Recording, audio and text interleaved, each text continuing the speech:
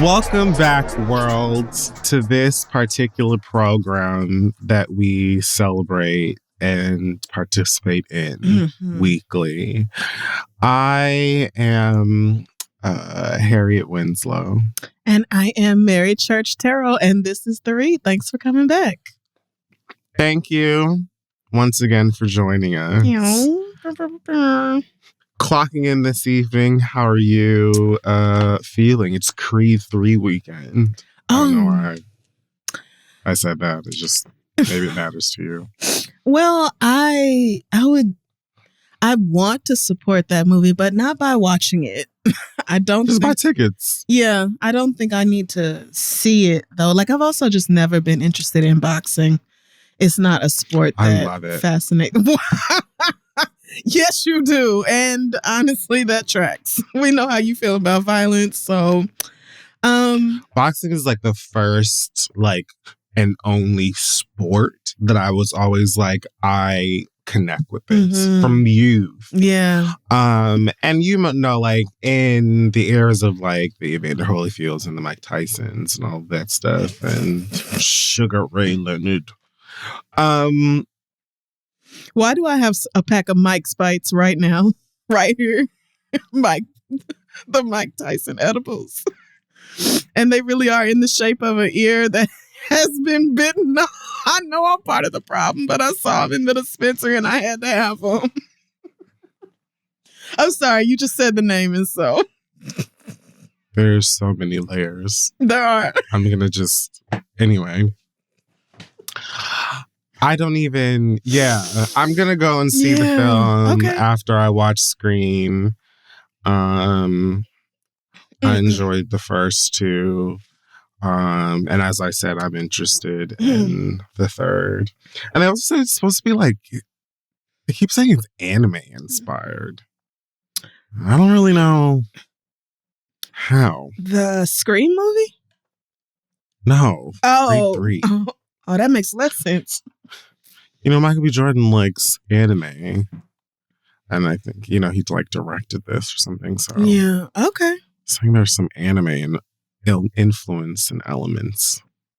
We'll see. I'm going to go watch it. It's doing really well at the box office, so good for them. Of course. What about you? I'm basically the same as last week. How are you feeling? Same as last week.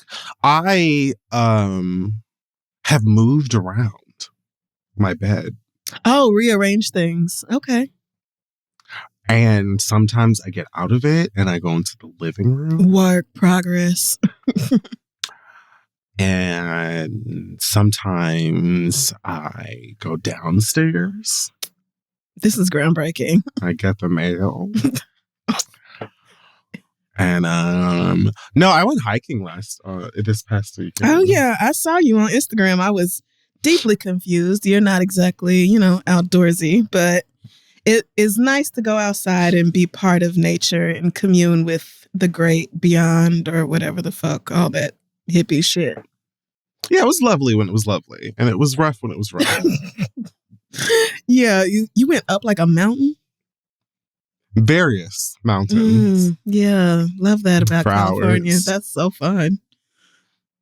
New things. Good. And new shapes. What? Okay, Black Excellence. This week, all right. Couple of folks.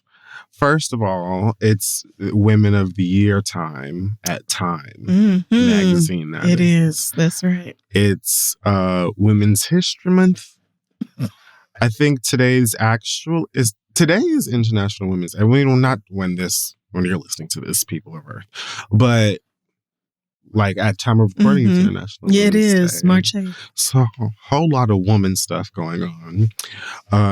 And so Time Magazine debuted its Women of the Year list with 12 different women doing awesome things, including Angela Bassett, Quinta Brunson, both of whom we stand over regularly over here on these parts, as well as Ramla Ali, who's a professional boxer and refugee advocate, Somalian, and Aniel Franco, who's a racial equality minister for Brazil. So shout out to all of those people. being awesome and gorgeous in Time Magazine. Also, Kiyomi McMiller, she is the first high schooler to sign a name, image, and likeness deal with Jordan, the athletic brand. Damn. She's the second athlete to do so. This is a high school student, mind you. She's the second athlete to do so, period, after a college basketball player named Kiki Rice. Kiyomi is a 5-star point guard from Silver Spring, Maryland, but is currently playing for Life Center Academy in Burlington, New Jersey. She was the number 6 recruit in the class of 2024 and was also named Best Ball Handler by ESPN. So congratulations to you. Clearly your future is bright, and so are your shoes. I didn't even know high schoolers were signing NIL deals. God damn. How good do you have to be Shouldn't for them be surprised. I mean, you're right. I shouldn't, but I guess I'm blown away by how talented you have to be for brands to notice you while you have not even gone to college yet. Like, damn, you're really that girl. Congratulations. Speaking of college, lastly, we're going to give shout out to Jason Arday, who's now the youngest professor at Cambridge University. Jason was born and raised in South London and diagnosed with autism at 3 years old. He was unable to read and write until the age of 18. Wow. Jason was told by therapists and career advisors that he'd need to seek care through assisted living, but became determined to prove all of them wrong, which we love. Because fuck that. Yeah. Matriculating to college was not easy, but he earned a bachelor's and 2 master's degrees before pushing forward to pursue a PhD in education. And on March 6th, Arday will has joined 5 other Black professors at Cambridge University as a professor of sociology of education. Wonderful. It says here there are 23,000 professors in the UK. Only 155 are Black. What? Bitch. Now, that's what I'm reading here. That's not funny, but what the fuck? 23,000 professors in the country and only 155 are Black. Bitch, what? Oh, I would hate to hear America's numbers. Like, I know they're bigger. Obviously, this is a giant country, but I don't know that our percentages are much better. I would hope, but damn. Probably. God damn. Maybe? I don't know. I don't want to know. Woo, but we have HBCUs at least. Oh, that's true. I don't know that the UK has any HBCUs. So I'm not sure about Yikes. Probably something like that. Well, Jason says, my work focuses primarily on how we can open doors to more people from disadvantaged backgrounds to truly democratize higher education. Hopefully, being in a place like Cambridge will provide me with the leverage to lead that agenda nationally and globally. So, congratulations Beautiful. To you. Yes, indeed. Wow. That is going to stick with me. Yikes.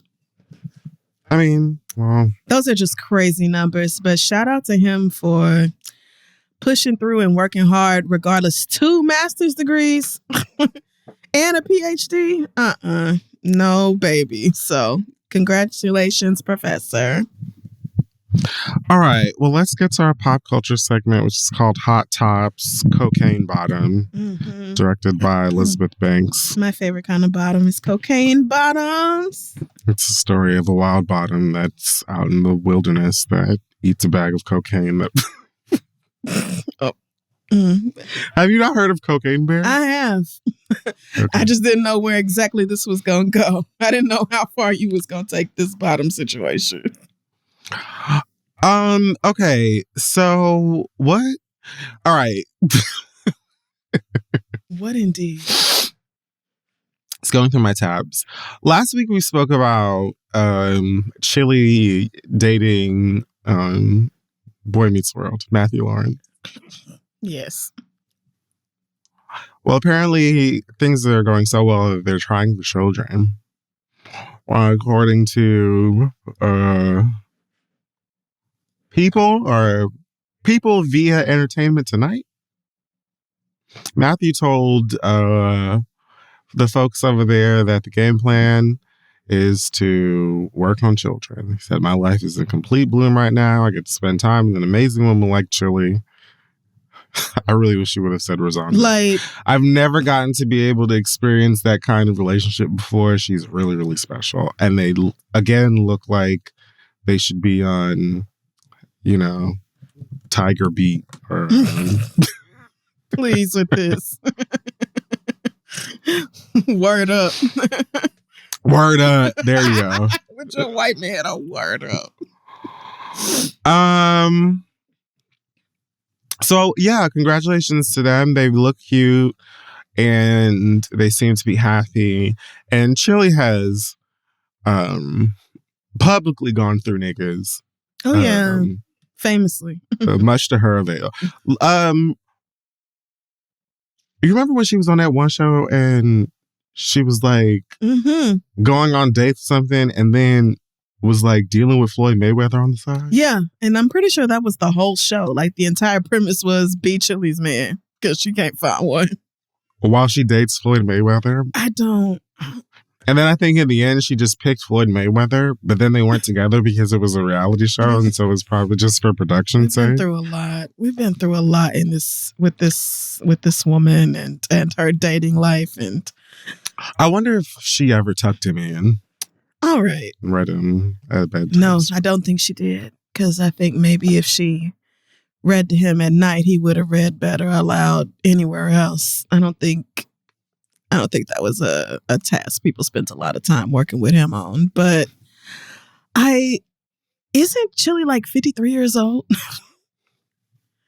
Somewhere in there. So Matthew Lawrence talking about having a baby with her. I mean, it's not impossible, but why? If I was 53, I just really feel like having a baby, a fresh ass child would be the last thing on my list of priorities.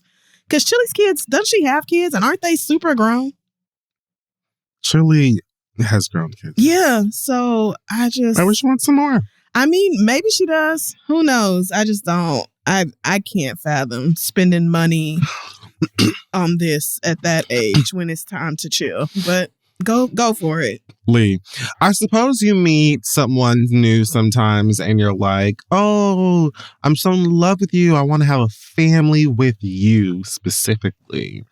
Right. But I also would like to think that in that era in my life, I meet new dick and I'm like, let's travel. Like, how come a family can't include a dog that we can put in a case, maybe? Like, why can't? And then the dog can come with us. A crate? No. Whatever you put it in to take it on planes. A crate. A crate. Okay, so that I don't know. I'm not a parent, but a case. Whatever you put them little niggas in, like I really feel like a pet is as far as I'm willing to go.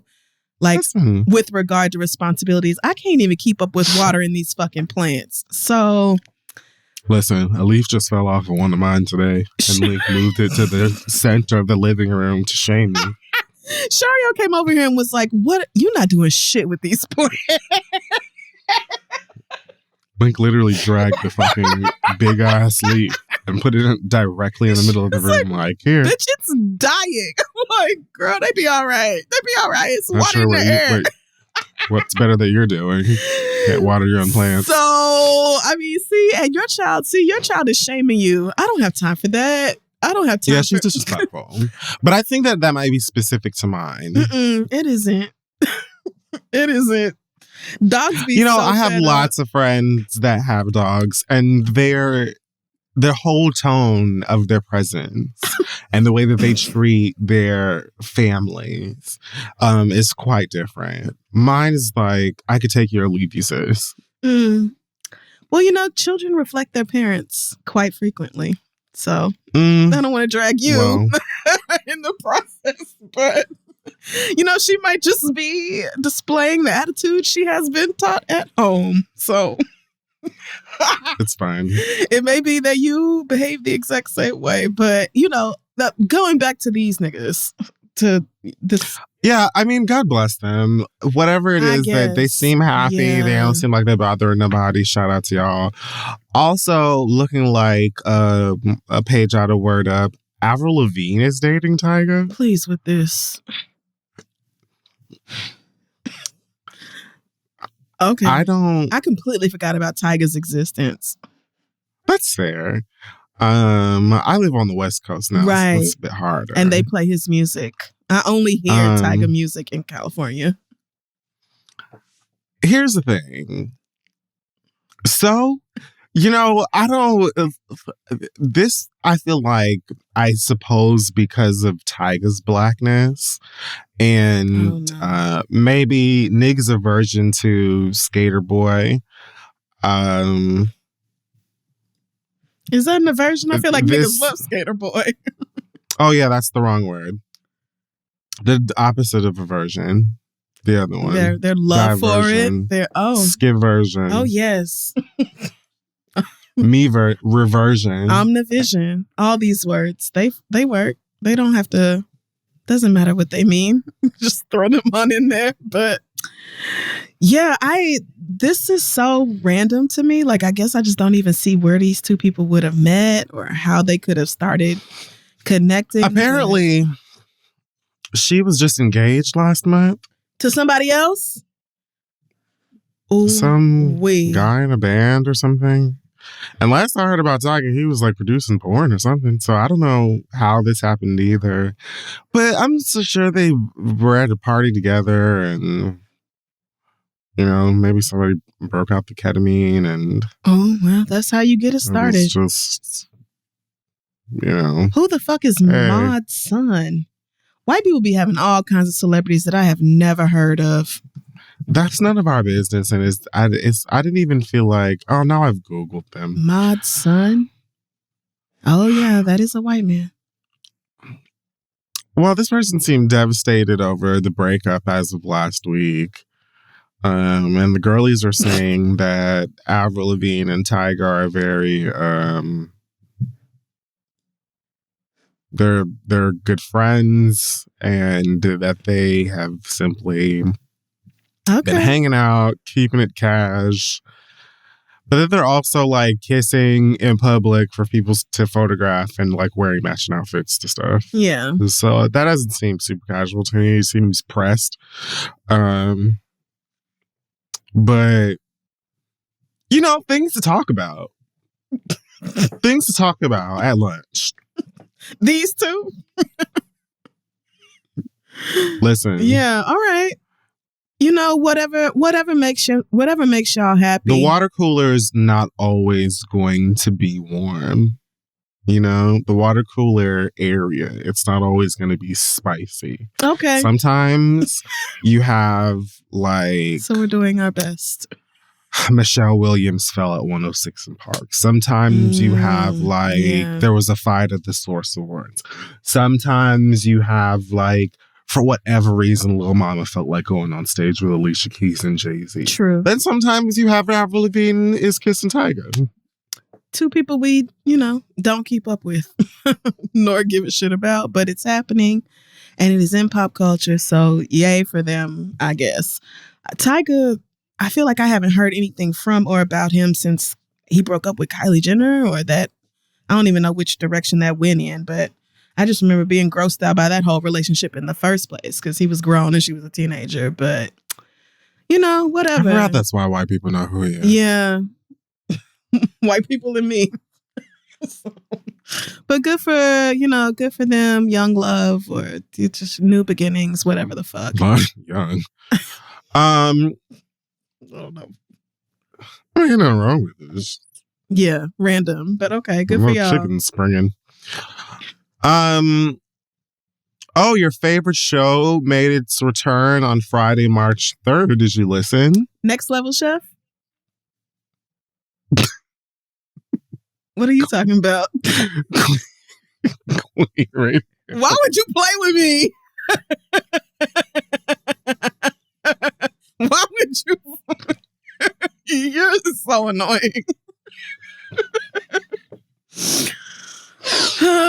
Queen Radio returned on March 3rd with brand new. I did not listen. Everything. Brand new looks, brand new music. I did hear probably that. brand new sound bites, maybe. Probably not. I don't know. Okay. I don't really listen to it. And all kinds of new information. So I just realized I had a transition I didn't use.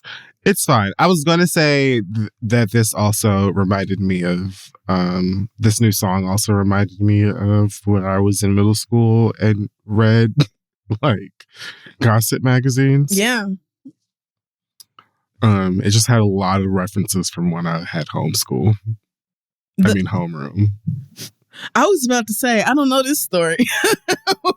When did you get pulled down at homeschool? But so are we talking about the song now with the Lumidee sample? If you want to, I was just no, it isn't a record label thing. It isn't particularly noteworthy. I don't think there's a lot, positive to say about the song itself. But I didn't hear about this record label thing. I did not even know Queen Radio came back on. And if it came on a Friday night, then I was too busy watching Drag Race. So I see how I missed it. That happens. But I did, go listen to the song like I typically do when Nicki puts something out, and was not impressed. I like the rappy parts of it. When the beat changes and it becomes more of a na-na singy part of it, then it loses me a little bit. But the sample and the rapping parts, I don't mind. But altogether, I'm like, okay. I thought the Meg line was really lazy. The whole part about the Christopher Reeves line. Yeah. The thing about that for me was that I was like, I wonder how many of her like hardcore fans are going to understand the reference. Yeah. And then also it's like, do you really not fuck with horses, or is this just shade? Because the man was paralyzed. Thank you. Thank you. Did you see that video of her at Rolling Loud? Yes. So what was she on? I don't know what pill that was, but I don't think she was on anything. I think she was just being petty. I saw like a 60-second clip. I've seen a bunch of different clips from Rolling Loud because she was. It may not even have been 60. She was really out of it. Like, I've never seen her look or even sound like that sloppy. Like, she was tripping over her words and had them cut the music off, talking about why is it off beat? And everybody's like, girl, the track. Yeah, I saw that part. The and track it was is not off beat. Like, it was off beat. Off what beat? Like, from the song that I listened that's uploaded to streaming and what I heard in that bit that was playing, it was off beat for sure. But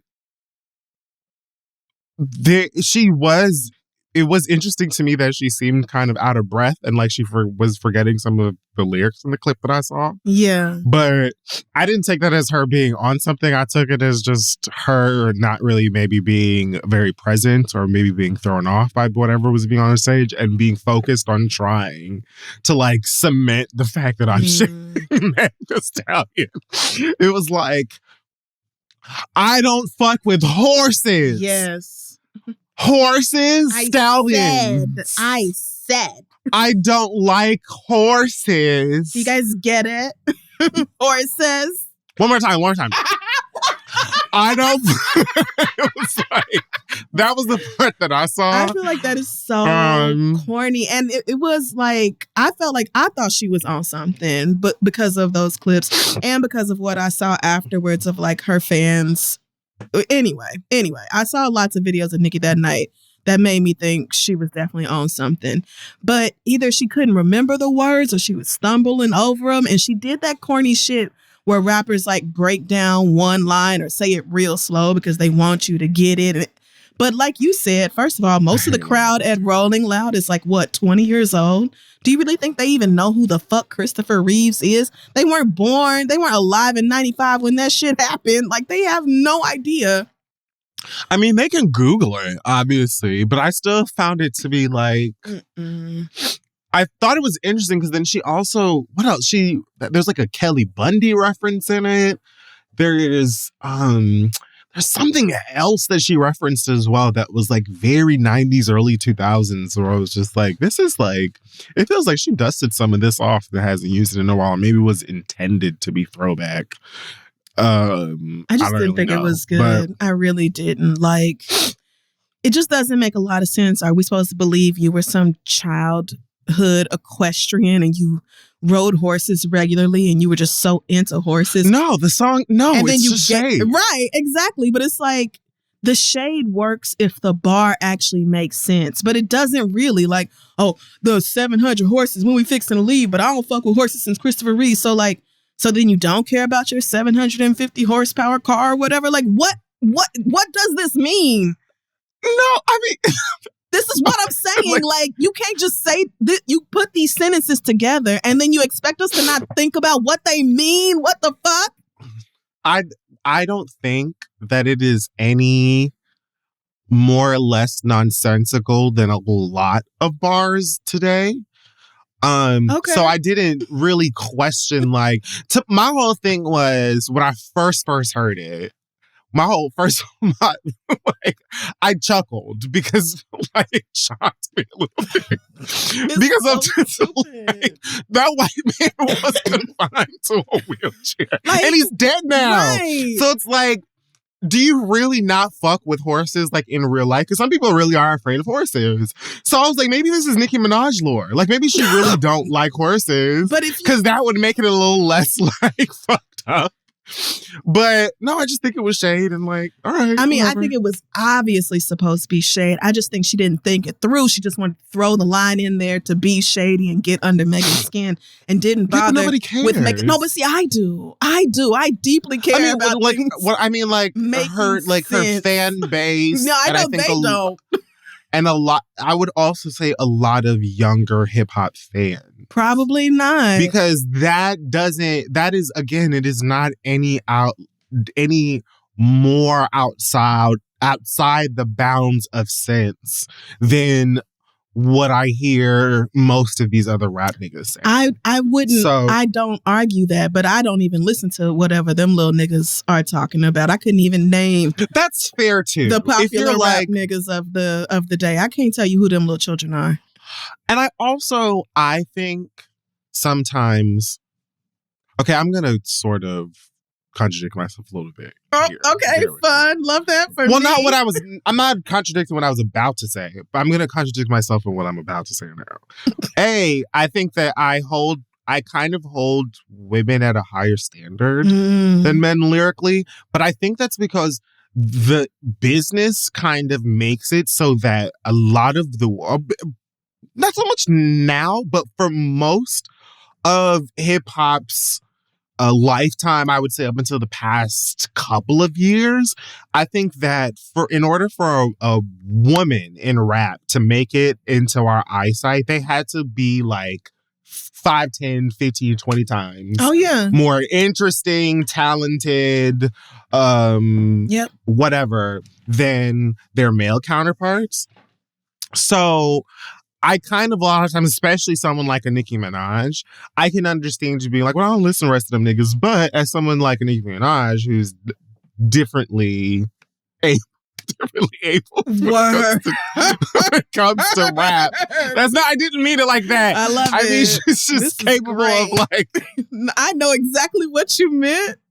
But you see, that's clever. That is actually smart and funny. Whereas this, I don't fuck with her since Christopher Reeve. If that was true, then why did you do the song with Megan? That was after 1995. Girl, I know. It's my fault for thinking about it. It's my fault for thinking about it. I'm not even getting into the weeds of that. I don't think either one of them wanted to do that song. But that's like a whole separate thing. But what I was saying that I was going to contradict as well, I think that I hold a lot of girls at a higher standard. I think that women should be allowed to... I said this the other day, too. I think that women should be allowed to suck just as much as successful men suck. Sure. You know what I mean? I Especially in agree. art. That's why I don't do too much on. I was going to say a name, but I would just say with the younger. I'm talking about girls. Glorilla next. Oh, okay. Well, I was talking about Ice Spice, but I don't give the young girls too much because I'm talking about her after y'all that. are, because I feel like y'all deserve to be here and take up as much space, but like and now that we're talking about it, I don't even think I listen to male rappers that much, period. So I don't think I even hold women to a different standard as much as I just am completely clocked out from what the niggas are doing anyway. Well, it's not interesting. It's not interesting. They don't really try, and they don't really have to try. Yes. And the problem is that, like, a lot of it bleeds together so much that, like, you really have to wade through a lot of ridiculous, like, shallow muck to get to something that is, like, worth listening to. That's not like music in general, but it's like a lot of the directions that niggas will point you in. Oh, listen to this. It's like, girl, what the fuck? This isn't. What? Yeah. So everybody is not going to be Kendrick Lamar. I get that. And I'm not asking for that. But I am asking if you're going to take the time out on stage to highlight this one bar and act like it was really the shit, I am going to ask that you actually pick a bar that is clever. If you're going to do that. She does that all the time. This was not clever. It just wasn't. It just... I don't think it was supposed to be. It's not that I don't think that it was supposed to be. I don't think that it matters to anyone besides people who genuinely... anyone who care, anyone who like matters. Like, it doesn't matter. Is seeking like substance and like... the bargaining was fighting, and I love that for them. I'm not really like... I'm not. Well, I'm just... like, it's just, I think the overall landscape... Okay. I love landscape. Is so like right now. Yeah. And there aren't really there's not really many people at the gate going, hey. And then the people who are at the gate saying, hey, are saying to people who are like not doing nothing to nobody and are actually really, really talented. And then letting whoever the fuck... It's just weird. The whole thing is very political and strange. It doesn't make any fucking sense. And so it's always going to lead to situations like this. And it's like... the song in itself, I'm not really sure why it's a single. It sounds like it should be a song that appears on the album and maybe becomes a fan favorite or something. But I wouldn't have taken a break off of a song, especially a song that went #1 and broke records for you and all that other stuff, and followed it up with this personally. And that's saying as someone who likes like half of it. But I don't know. Okay. Rap is weird right now. I'm just listening to like weird, niche, kitschy stuff that I feel like maybe they'll be at Coachella or something. And then like old shit that I've listened to my whole life. Yeah, I'm still listening to Renaissance. And I mean, as far as just rap goes. Yeah, I mean, honestly, right now I'm not listening to much other than Renaissance and classical music to, relax my nerves. Excuse me. Which, it actually is very soothing. You'll be surprised at how much it can affect your mood to just turn on, some instruments. But I want to feel like I'm Bridgerton. I'm not talking about Taylor Swift remixes, like classical versions of fucking Taylor Swift songs. But I agree. Like, women are allowed to be trash, just like niggas are allowed to be trash. But if I hear it and it's trash, I'm gonna call it that. And I'm not saying that. And I happen to dislike it greatly. I'm not saying that you shouldn't. I'm not saying that I disagree with you. I'm just saying none of it gags me. Okay. When it's like, oh, she's got a new song, she's dropping a new song, Nicki's dropping a new song, I'm just like, oh my goodness, the opportunity to like have a new song by Nicki that I'm really, really like. And I like it. I mean, I listen to it and I'm like, all right, this is hip hop today. Yeah. I'm just, that's what. And here we are. I'm doing with it. I'm just like, every now and then somebody puts something out and I'm like, oh, I really, really fuck with this. And a lot of the rest of it is just hip hop today, and then some of it's just awful.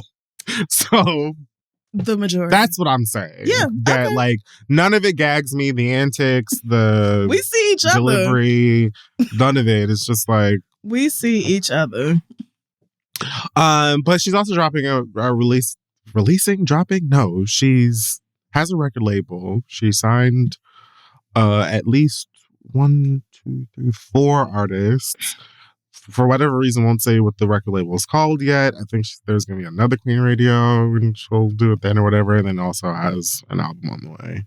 Okay. But Good for her. as far as Nicki Minaj goes, she still interests me musically, so I'll be listening.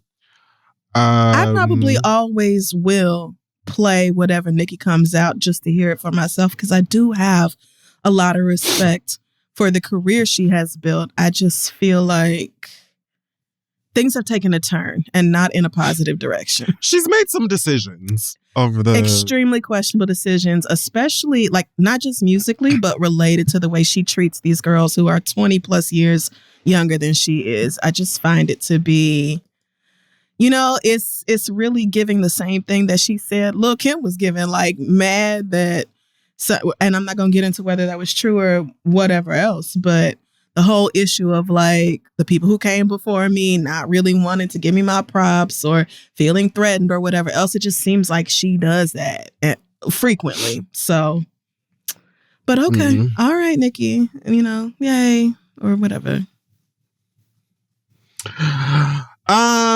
So I don't know what the fuck is on Glorilla. I don't know if it's like a root. If she's got some bad juju on her or what. Yeah. Is that offensive now? I mean, I don't know, but you mean like that word, the phrase bad juju? I have no idea because I don't know I don't know the roots of it. So I don't know where that came from, but I mean, I'm sure it's attached to voodoo, which is not inherently bad. Listen. I don't even think it's like whatever. Creoles, if we offended you, let us know. I mean, I'm just interested if it's like a thing that bothers people now. Who knows? Great episode today. We're having a blast. Are you okay? Girl, if they call me about this laundry one more time, sis, get off of my line. And I'm sure it's the set. Is that why your phone keeps getting paused? Yes. Because they keep calling. And the thing is, somebody already told them, gonna be recorded, gonna be in the middle of something, just drop off.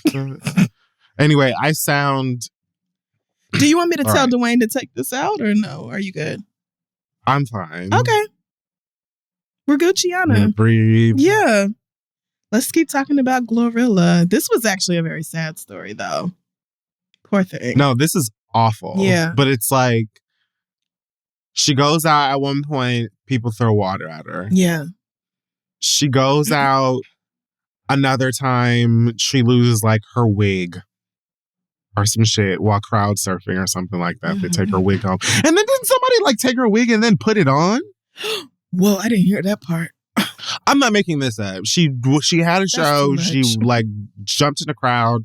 Somebody had somehow got hold of her wig, took it home with them, and then I think installed it and like showed it off for TikTok. Oh my God. Jail. Which is so gross. Go to jail. Because you know they didn't wash that wig first either. Like they wanted to say that Glorilla's, you know, sweat glands or whatever are, y'all are weird. What's going on? I could not tell you, but it is a fucking epidemic out here with y'all being strange. Well, unfortunately, this last incident wasn't as simple as, you know, drops of water or a missing wig. 2 people unfortunately lost their lives at a concert in Rochester. Several other people were injured after a crowd of people at a concert for Glorilla trampled on each other trying to exit the venue of the show. Man. There were reports that it could have been a response to gunfire, but the police are saying that there was no evidence to confirm that anybody fired a gun anywhere, and that they're looking into, what did they say? Looking into contributing factors including crowd size, shots fired, and pepper spray. Oh, like maybe somebody sprayed pepper spray so people started running. I maybe. Damn. That's what I assumed, based on the way that this is worded, which is kind of weird. How sad. Unfortunately, like I said, 2 individuals were killed because of this. A 33-year-old, Rondija Belton, and a woman named Brandy Miller, I believe, 33 and 35 years old. Damn. This is like really scary because it's like you go to a show, you're just having a fun night out. Man. Especially 35, you probably, worked your ass off and said, let me treat myself to go here and fuck nigga free. And are expecting to be able to do so safely. And even outside of something like shooting or whatever, like you could literally lose your life or be severely injured without crowd control. Yeah. Or, that type of thing. It's like, girl, nobody wants to go and see one of their favorite artists, or even just, you might be someone like I've been interested in being, who's going to be like, I'm going to start just going to concerts for fun and like hear more live performances besides just Beyonce. Right. It's a good idea. But, you don't want to have to worry, like, am I going to be safe here? Or people going to like act right? And it's just really it's also a really unfortunate position to put so many people in, people who work really hard at putting the shows together, whether it's the people in the venue or people who are producing the tour. The artist themselves becomes the face of this whole thing, right? And they are expected to take a certain level of responsibility for these types of things, especially the way that crowds conduct themselves during the show. This sounds like it happened after the show ended, but yeah, it's just unfortunate. And it's like, you want to hope that people, regardless of what artist or what, establishment, will conduct themselves in a way where people can just go home and be safe and talk about the night they had. Literally that. Like, know what? What? They are calling me your about phone. this laundry again. Put your phone on D&D. What about your laundry? They want you to come pick it up? No, they want me to know that the person is here with my laundry. Oh, so and they leave it want with to the just doorman. get approval to let them upstairs to drop it off. Oh, well then. But it's like, and this is why, like, I'm on go now. I don't care. Okay. This is such a first world problem. It is. This is rich people problems. So I'm disgusted with myself. But at the same time, were like, but we said ahead of time, like, this is going to happen. Yeah. So, just let them up.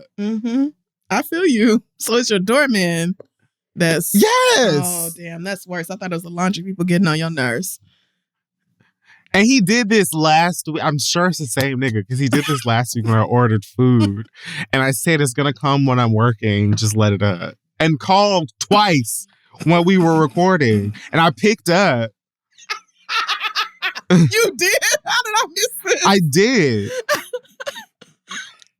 I picked up. What did you go? Was it during the ad? I don't remember, but I did pick up, and I was like, "Please, just let them up. Please, please, please, just let them up. Okay, I have to go." Yeah, and I felt bad afterwards, but I was like, "I have to get off of the phone." Yeah. And you keep calling me, and I want to make sure that I get my food, because after this, I'm gonna be hungry. Right.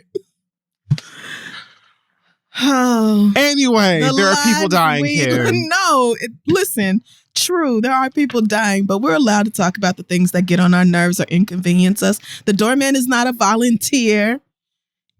That's literally his job. And if my doorman called me when I said don't call me because I'm gonna be working, I would have a big ass attitude. So it's the fact that it's work. It's the fact that it's yes, work. it's the fact that I'm trying. And what we're doing is recording a fucking show. Like I can't just stop and go answer the fucking phone because you decided to ring me or up. the door.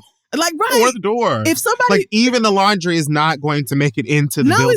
It's going to like, sit he has right to just there. leave it either down there or at the door. You calling me 3 times about this makes no sense. I would have an attitude. I would have an attitude because I told y'all niggas. Because I told y'all niggas.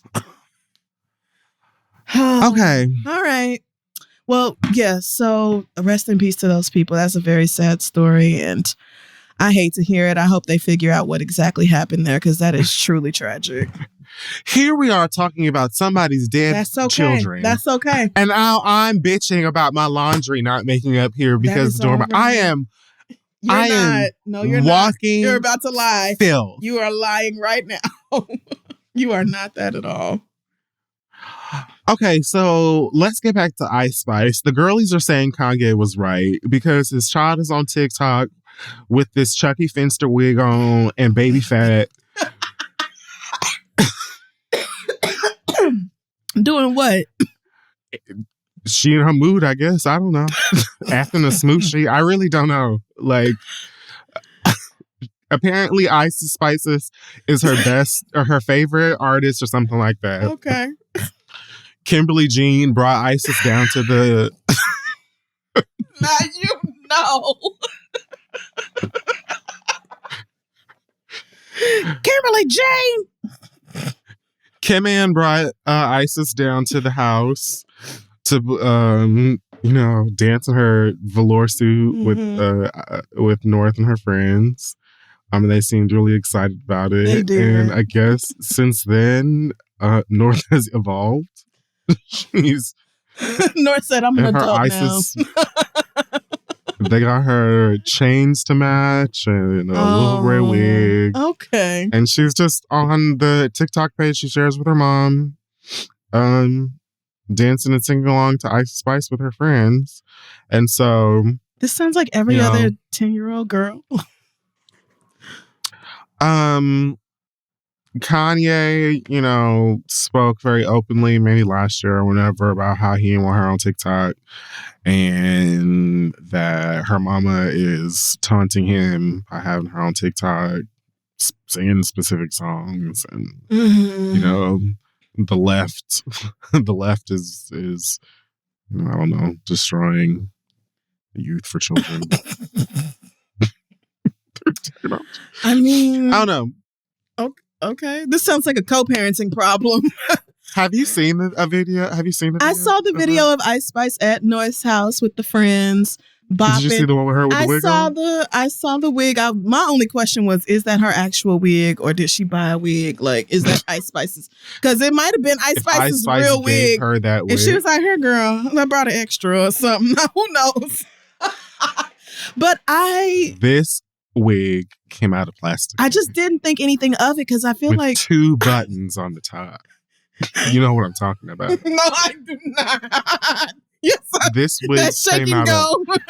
of a plastic bag. Well, I'm glad it's not a human hair wig like Kim probably could have done for North and spent a few $1,000s on that little orphan Annie ass wig. But I just feel like if you know a 9, 10-year-old girl, however old North is, like, this is extremely on brand for them. This is, they love the young artists. They love young female rappers. They want to emulate their favorite musicians. Like, we were like that when I was a little girl. There's nothing new about this. The only thing that's different about it is that North's parents, her mama, is rich and famous enough to get the actual artist to show up for a fucking TikTok. That is the only thing that is like so crazy about North and this TikTok. I feel like people are making a big ass deal out of nothing because of who her parents are. And also because Ice Spice literally is on the cover of her EP with an animated version of her grabbing her pussy. Oh, work. I didn't like know her that. signature move is bending over with a slight coochie grab while she shakes her butt cheeks. I mean, Unless North And is doing that on listen, TikTok, I'm still not she tripping. isn't. What I'm saying is, it's also the artist, I think. Like, if it the was, particular artist. and like the subject matter of a lot of their music. Okay. Now, I will say, when I saw, Oh Lord, what did you think? nothing bad. They are calling me again. Every time you should just answer it. You should just answer it. They're so pissed. I don't know what to do. I can't. Because answering it then ends the phone. And then I had no. All right. Okay. I don't even like. All right. I understand. I'd say you should just put it on Do Not Disturb then if you're not going to answer it so you don't get bothered no more. Let me get through this. Okay. Okay. So when I saw this, when I saw the one of Ice Spice at the house, at first I was like, is she actually there? Because for some reason it looked like she was like superimposed into the thing. Mm-hmm. And then I was like, oh no, she's actually in the garage or whatever. So that was like, oh yeah, rich and famous, you can get, your daughter's favorite artist to come over here. Not surprising at all that, this 9-year-old and her friends listen to Ice Spice or whatever. When I saw her in the wig. Hilarious to me. When I saw her in the wig, I said, this is next. Like, she's a stan. Like, this is like. That is her fucking fave. She's trying to get y'all to understand. She lit. Yeah. I thought it was so hilarious. It is funny. It's so funny. Like, I'm certain, like, I couldn't help but think that I'm sure it pissed her dad off. But to me, as someone without no babies, yeah, I thought, I'm sure. Okay, I thought, because these kids are going to listen to this music, it's probably best that I create an environment where I can supervise you, talk to you, have like, I don't know that she's even doing all of that, right? I'm giving her a lot. Yeah. But I'm saying, assuming she is, it's probably better that you have the Ice Spice experience through my goggles, where I got my eyes on you. Okay. Than me being like, no Ice Spice. And then you go listen to it at your friend's house anyway without me knowing at all how you are digesting it. That is why I'm assuming you would do as somebody mama and him. However, Ice Spice has clean versions of these songs. And she might be listening to those. That's not what I heard on them TikToks. Oh, it was the explicit version. Now, North was not mouthing a lot. She very clearly knew not to say the curse words and stuff like that when they came on. Mm-hmm. And honestly, some of the clean versions really aren't very clean. You know what I mean? Like, just because you're not saying a curse word doesn't mean the content isn't clean. Exactly. And let's be real, clean versions of songs often suck. And a lot of y'all, I mean, I just feel like a lot of parents are going to have to take a moment. And I just feel like a lot of parents have to take a moment here and be like, okay, I don't necessarily be playing the clean version of shit around my kids. So I'm not really surprised when they know lyrics that they shouldn't know. Like, yes, but I'm also not going to put my kid on TikTok with the fucking explicit version dancing around in a wig like it's all good over here. Like, okay. Again, no children. Yeah, I mean, I just feel like I didn't really see the big deal there. I don't know the lyrics to Ice Spice songs. And I did see that Masika said that North was dressed up as her for, I almost called it Hoes and Heritage Day. It's called Heroes and Heritage Day. And so I guess the kids are supposed to like dress up. The kids are supposed to dress up as like either a hero of theirs or something that reflects their heritage. And she picked Ice Spice as like her hero. I don't know. So that's what Masika said. That could be a lie. But whatever. I don't want to use Masika as a source of information. I mean, she wrote it in the comments on Instagram, so that's Bible. But I mean, I just didn't think that deeply into it. I said, oh, another little girl bopping the Ice Spice like countless others. Like, I just didn't look into it or think about it any deeper than that. What time is it? You know what? I'm going to end it there. Okay. That's going to be it. We'll take a break and then come back and do letters. Hey, y'all, when you think about it, a lot of today's jobs, occupations, careers didn't really exist even a decade ago. I mean, okay, like Etsy seller, podcast producer, hint, hint, nudge, nudge over there at Dwayne, driverless car engineer. We're living in the future, okay? And new opportunities to build a career are popping up every day. And Squarespace is the ultimate tool for professionals to use to build a site to market their brand and sell just about anything. Features like Squarespace Analytics allow you to use insights to grow your business. So, if you're a telehealth therapist, you can see where most of your site visits are coming from, do some appointment scheduling to add online booking to your website. Or, maybe if you're a divorcee and need a professional online dating profile. Okay, because Lord knows most of us nowadays are meeting people on the internet through the apps, so on and so forth. You can schedule an informational interview right there on your website. With the Video Studio app feature, you can create and share pro-level videos, perfect for an influencer to show off techniques. Please help me. I still don't know how to contour. Squarespace even offers a member areas feature where you can sell access to gated content like videos, online courses, or newsletters. So head to squarespace.com/read to start a free trial. And when you're ready to launch your site, use offer code READ to save 10% off your first purchase of a website or a domain. Again, that's squarespace.com/read, offer code READ. Let them know Kid Fury and Crystal sent you, and let's get back to the show. Okay, welcome back, guys. It's time for the listener letters. Yes, it is. Send your questions to asktheread@gmail.com, and we may read them aloud on the show. First, let me mosey right on over to this inbox, because I think we had some updates from some people. Oh, well, here we go. There's one.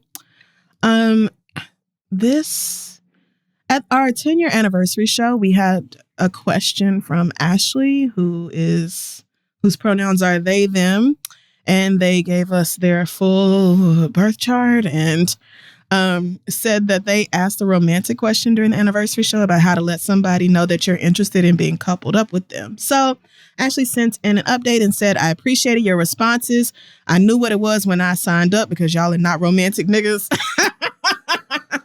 And I wanted to let y'all know, after a dope trip to visit my boo, who I've been engaging with online and over the phone for the past month, I took a bit of your advice about being direct and sprinkled it with a little razzle dazzle. So this nigga spelled out, this nigga spelled out, will you be my partner in gold glitter letters?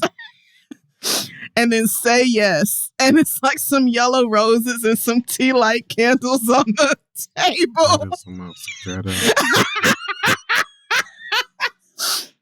But Ashley says it went well. We're happy to be girly friends now. Thanks for being a part of the precious memories. Hope y'all find folks who are willing to pump your gas. So thank you, Ashley. For the update. Glad to hear it went well for you and your new boo. And we have another update from the person, I think their fake name was Patricia, who told us the story about the boyfriend borrowing the MacBook, and then the MacBook was stolen when the car was hijacked, and then actually found out that like my brother tried to sell the laptop to the pawn store. You don't remember this? No. The boyfriend lent the letter writer his MacBook from work. And then the brother was in a hijacking a few days later, said that they're in the carjacking, said that the MacBook was stolen. But then she found out that he tried to sell it to a pawn store. And so she was like asking what to do because the boyfriend was really pissed. I think this was part of like a bunch of letters that we did over the holiday season. So, but we did get an update. And it says, I'm gonna be honest, you don't remember that at all? That doesn't even sound vaguely wow familiar. Well, Patricia wrote back and said, it would be an injustice if I didn't give y'all an update on the situation because the plot got thicker and thicker. Yet another situation came to light. A few weeks prior to the alleged MacBook hijacking, my best friend hired a venue for her birthday through one of my brother's connections, who then suddenly pulled out on the day of her party, and she had to find another venue 3 hours before her body was supposed to start. Yep. All of us, including my brother, have been trying to get the $500 deposit back from my brother's connection, but have not given a response. My friend decided to take it to Twitter using hashtags and everything, and all of our friends used it to send messages demanding that this money be paid. In the interim, my mama called me to tell me that my brother's in the hospital because he tried to unalive himself. Oh my God. Then further says that my brother told her he had in fact received the venue deposit money weeks ago, and then asked me to tell my friend that he got the money and tell her to take down the tweets. My mom found a receipt on his bed of my boyfriend's MacBook being pawned. My mother and I ended up having to pay over $1,500, which is a lot in South Africa. Oh, she lives in South Africa. In damages with fixing this mess. What? With no consequences for his actions, because she then gave him money to go on a New Year friendcation in Cape Town for a week. God damn. My man and I are fine. This nigga dude. We were able to get the MacBook back, but this situation was unnecessary stress and trauma. I hate that as an unproblematic eldest daughter, this is the shit I got to deal with, and I could have lost my boyfriend and best friend because of all the mess. Thanks for the advice and love you lots. God damn. Okay. Well, sorry, I don't remember your letter. I mean, I remember it, but I'm not surprised that it went from worse to worser, and I am sorry to hear that, but at least now you know exactly what type of time your brother is on, and you can adjust and move accordingly. So, best of luck to you. Let's dive into new garbage this week. Our first letter this week comes from Daniel, who says, Kaluuya? I wish. I'm a 29-year-old Black man, and I've had a best friend named KB for 25 years. We matriculated from grade school all the way through undergrad together. Her 30th birthday is coming up in April, and she's planned an entire weekend, like she always does, and I always attend. After she sent out the details, including the cost of the Airbnb for all 10 guests, I texted her separately to ask about the bed situation. She told me that 3 people would not have a bed, but she's making plans for air mattresses. Oh. I asked her how she determined who got a bed and who didn't, and she gave me some story about couples came first and then somebody with health concerns, but I'm pissed. She offered her a bed, but I told her I wouldn't want her to give her shit up during her weekend, and then she suggested that I stay with another friend nearby. I'm so frustrated because this is like the 4th event that she's invited me to that I pay for, where she doesn't consider where in the hell I'm going to lay my head comfortably, and I'm too old to be sleeping on the floor or on an air mattress. Am I wrong for feeling this upset over a bed? I could just attend the day with the most events and then drive my ass right back home. What would y'all do in this situation? Appreciate you helping a nigga problem solve. Daniel. I mean, here's the thing. I'm going to do what I got to do to be the most comfortable. And if I'm not going to be comfortable, I'm not going, because I am too old for that at this point. And I like my own bed. Thank you, God. Enough. Same. I would say so much that getting me to sleep anywhere outside it needs to be incentivized in a way that I think anyone would respect. Right. And here's the thing. You know what? For the circumstances, I say all that, and still, depending on the circumstances and the person, I might say, you know what? I'm gonna take this air mattress today. And then she said, what? You said you could attend the day with the most events and then drive home? That's tea. That's probably what I would do, to be honest with you. But like, let's say it's a 30th, a 40th. Someone is getting married. It's a divorce, divorce vacay. You know, something that's just like really extra special or whatever. I might just like bite the bullet or whatever. But being comfortable especially when it comes to sleep Yeah. on a trip, I think is invaluable because it kind of it sets the tone for everything else. Does. If you don't get like good rest, if you can't even look forward to the rest that you need or would like, it kind of just it affects everything else. So I think two things. One, the conversation of this person not considering, are you not feeling considered in the way you need to be, is one that's kind of separate than, it's a little deeper and outside of like this individual situation here. Mm-hmm. I would if I could not guarantee that I was gonna get like a bed, then I would personally, I think, do what is most comfortable for me, which would probably be come to the day with the most events, put on a big bright smile, and participate. Smooch, love you so much. You guys have fun. Yeah. And then did.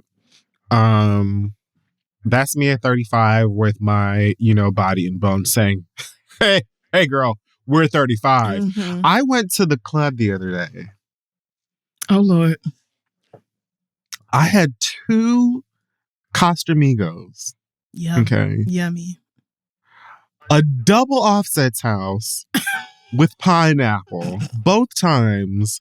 And I was hitting my vape viciously in a matter of like 20 minutes. You would. Okay. And my body said to me, oh, sister. You thought. I can show you better than I can tell you. I'm going to get this bitch together. Just watch. You can feel what you want to feel and you can aspire to what you want. But bitch, we are 35 years deep. And you're going to act like it. And we're going to act like it tonight. The way that I had to sit my ass down. Girl, it was also loud, but whatever. Okay, when you're like, oh, the club is too loud, you are getting old. Because that's the point. The club is supposed to be loud. You say, oh, y'all can cut that down. Oh, it's smoky in here. What is that? Why is it so loud in here? I'm just saying, it don't have to be that loud. I can't hear myself think. I'm just saying, like, the bass, just all up in my sternum. Like, why has it got to be that deep? Oh, yeah. Anyway. Aging. I did have a blast, but my body was like, girl, no. That's not the tea no more. You we don't. Thought.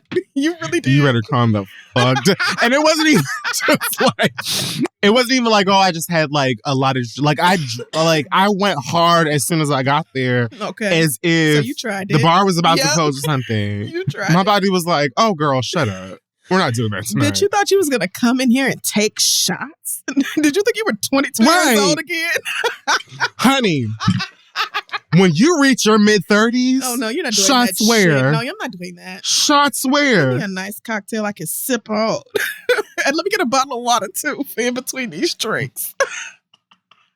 You got me fucked up. Matter of fact, I'll have the shot on ice. Oh, yeah, I'm sipping this real slow. Real slow. Y'all motherfuckers are don't play with me. I'm not doing that. I do not. Where we gotta be. Yeah. I'm fine. Let me tell you, Daniel, how KB would have had me 18 different kinds of fucked up. I can't do it. First of all, 10 people is too many to invite. Personally, to me. But if you are going to invite 10 people to stay in a house on your birthday trip, then guess what you need to book? An Airbnb with 10 beds. Or if it's couples, if it's 3 couples and 7 singles or whatever, like, or however many. 3 people not getting a bed? 3 people. Yeah, so there's 10 people going, but there has to be even fewer than 7 beds because there are couples. Most likely. So it's right. So the issue here now is not the house, but that you niggas aren't booking houses big enough for all of your guests. And I don't. She's 30, and maybe I'm certain this is a financial thing more than anything else. But that just means certainly that's fine. But that just means that you cannot invite more people to stay in the house if they don't have a bed to sleep in, especially if you are then going to ask them to split the cost of the Airbnb with niggas who get a bed. That's where you really got me fucked up. It's one thing to be like, do you want to stay in the Airbnb? Ain't no more beds, but you can set up a pallet in the living room or whatever and pay, everybody else is paying $100 and you can pay $50 or whatever. And you have indoor plumbing in the kitchen. Like, okay, I might consider that if I'm, real broke or whatever. But asking me to split this bitch evenly with 10 other niggas and I don't get bed to, you really got me fucked up. That's too. No, that's you really got me fucked up. And this is my best friend. And I'm not high enough on the priority list to get a bed. Be that as it may, like, okay, you decide, and this is the fourth time that this girl has planned some big thing for her birthday, had an Airbnb, and then told you, oh, but I don't have the space for you to lay down somewhere like a grown man. Yeah, that's what I'm saying. I'm not doing that. I'm not doing that. I would probably, like you said, you could just pick one day, drive down, drive back. It's like not that long of a drive. I would probably just do that. Or I would book a hotel room and make a weekend out of it, a nice hotel room in the city you going to, and treat myself with room service and have them put a bottle of champagne in that bitch. Like, you could always. I was thinking that too. One thing I do love is to book a hotel room and pretend like I'm a fancy bitch for a weekend. Like, and I adore Airbnbs for groups, but it's nothing wrong with a hotel room, okay? Somebody coming in and cleaning that bitch up every day. Nothing wrong with it. And I don't even know why I did not scanter over to that exact thing, because I have done that. Yeah. I have done exactly that. Oh, there aren't going to be any whatever. Then no, I'm not going. That's fine. That's fine. I won't be there. It's okay. The fact that she calculated, it's wild to me when you said that, like, she included the cost of the Airbnb for all 10 of us. Like, oh, everybody pays $120 for the Airbnb or whatever. I'm throwing a number out there. But, like, I can't even imagine asking somebody to stay in a house where they won't have a bed and then pay me the same amount of money as niggas who do have a bed. And maybe I'm just I would be uncomfortable with you just not having a bed, period. I wouldn't even ask you to stay in. If anything, I would be like, unfortunately, it's only 6 beds. There are 8 gorgeous girls in front of me and only 6 beds in the Airbnb, like fucking top model. And again, like when it was like giving, early to mid 20s, oh, give me a couch. Give me a nice couch. Because what do you care? 22. You're not sleeping for 4 hours anyway. Like, I'm going to be asleep for 3 hours, then I'm immediately waking up, taking a shot, smoking and jumping in the pool naked. Literally, you're sleeping I'm 23. You're sleeping from 7 a.m. to 11 a.m. and then you're getting up. Period. And you're taking that bottle of vodka out to the Fresh pool. face. And you're going to do it all over again like nothing matters, because it doesn't. Like nothing when you're matters. 23 years old. At 30? And so I feel like your friend should have said, for the 3 of you who don't have beds, you're welcome to stay at this lower rate. And and that's another thing. She said she's working on air mattresses, meaning the house don't provide these 3 air mattresses. They're not even promised. They're not even promised. The house said 6 guests maximum. Like, y'all definitely trying to finesse some shit right now. You definitely are.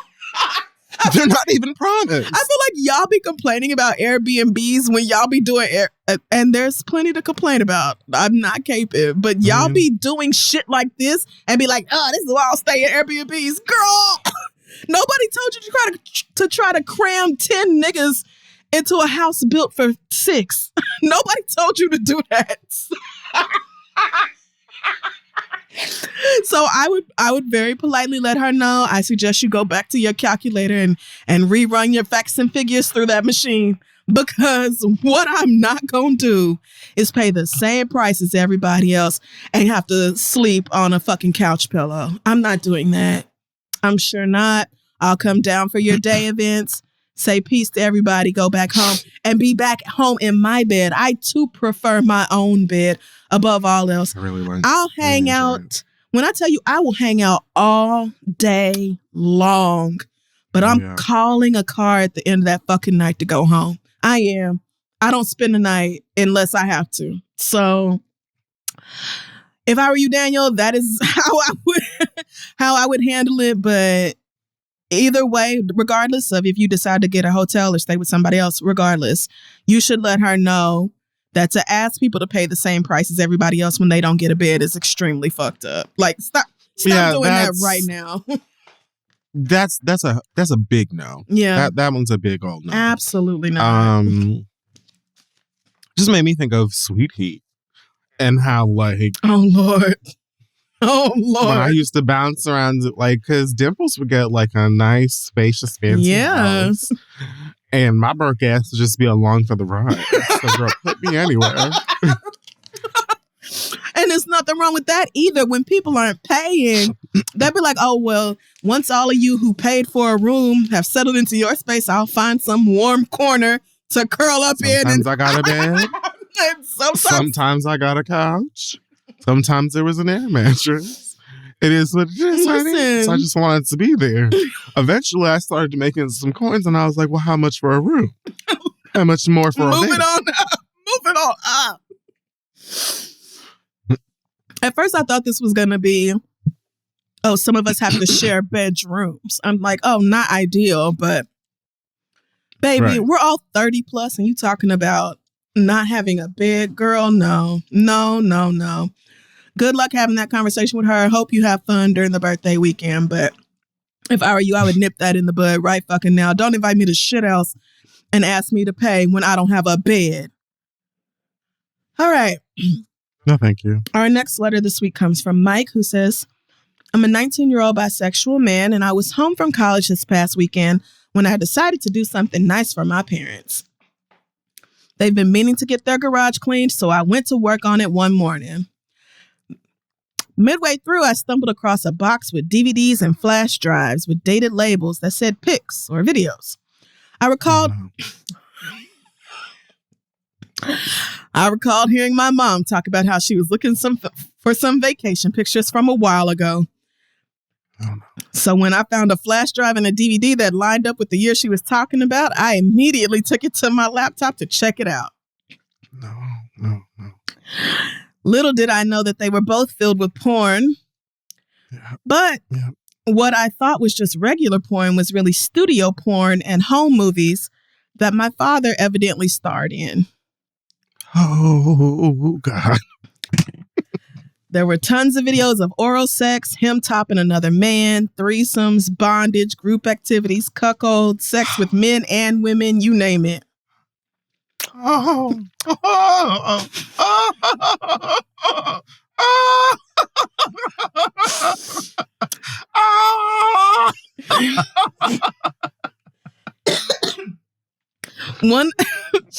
of the videos even features a married male family friend who still comes around every so often. Wow. It took me some time to realize that the man in the videos was my father because he was in really good shape back then. All the shape. So I didn't immediately recognize him. Needless to say, I'm traumatized and not sure I can ever look him in the face again. I couldn't even finish cleaning the garage and had to go take a nap.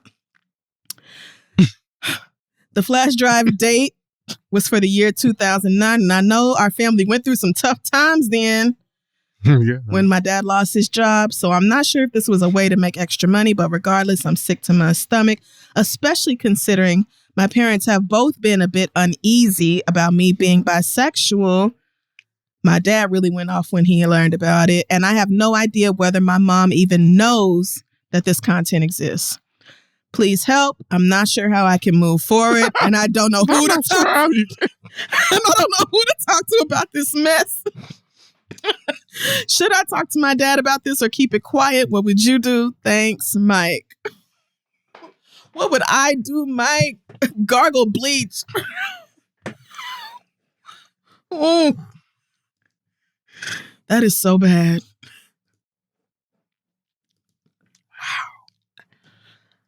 Oh, Mike. Wow. What do we have for Mike?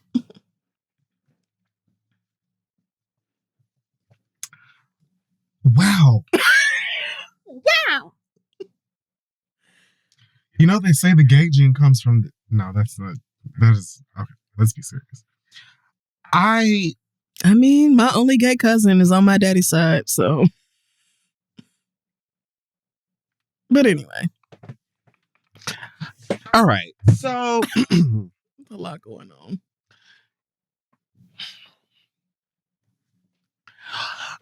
I'm not interested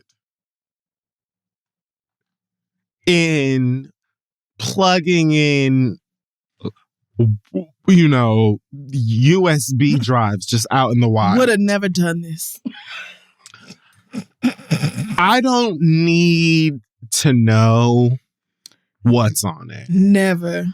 Especially my fam. I'm like, no, no, this wouldn't have what happened to me. I did.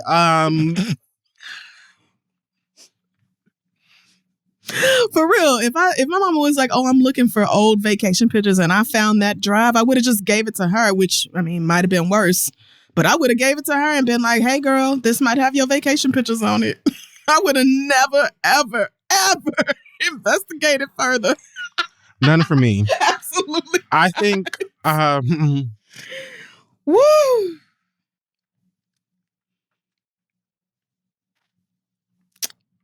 Yeah, I don't know, man, because I feel like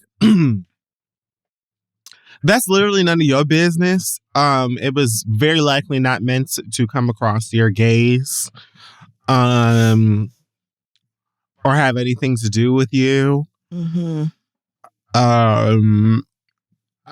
And the assumption that it may have been something that was, I mean, it could have been for funsies, and it's still none of your business, and not something that you can just finger wag in someone's face or confront them about. But if you're also saying, hey, you know, finances were looking kind of, you know, shaky, maybe this was something because of that, then it's just like, girl, for what? Bring it up for what? This is just something, unfortunately, you know about that you didn't need to know about. Yeah. And probably shouldn't have known about. And so I would try to just leave it at that and seek therapy for what my eyes have seen. However, too much. I'm keeping it under my seat until you have anything to say to me about being bisexual. That's it. That's it. I'm wearing my bi-ness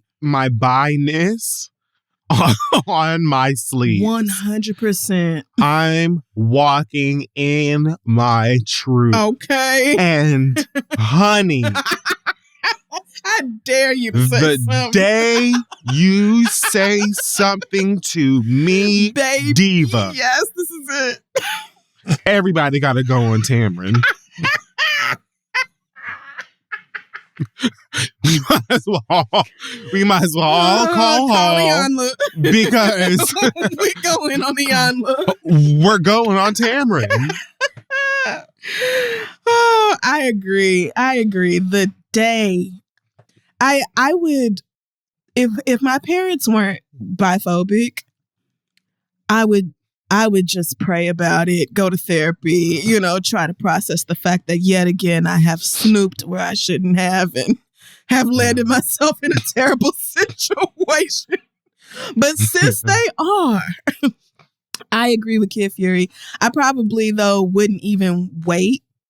I would definitely turn the bisexuality on. Like I don't know if you like keep it from them or like aren't open about that part of your life around them. I would definitely, it's 24/7 Pride Parade around here now, bitch, because I want you to say something. That's the thing about me. And I'm confrontational, and I'm gonna, I'm really gonna want to say something. So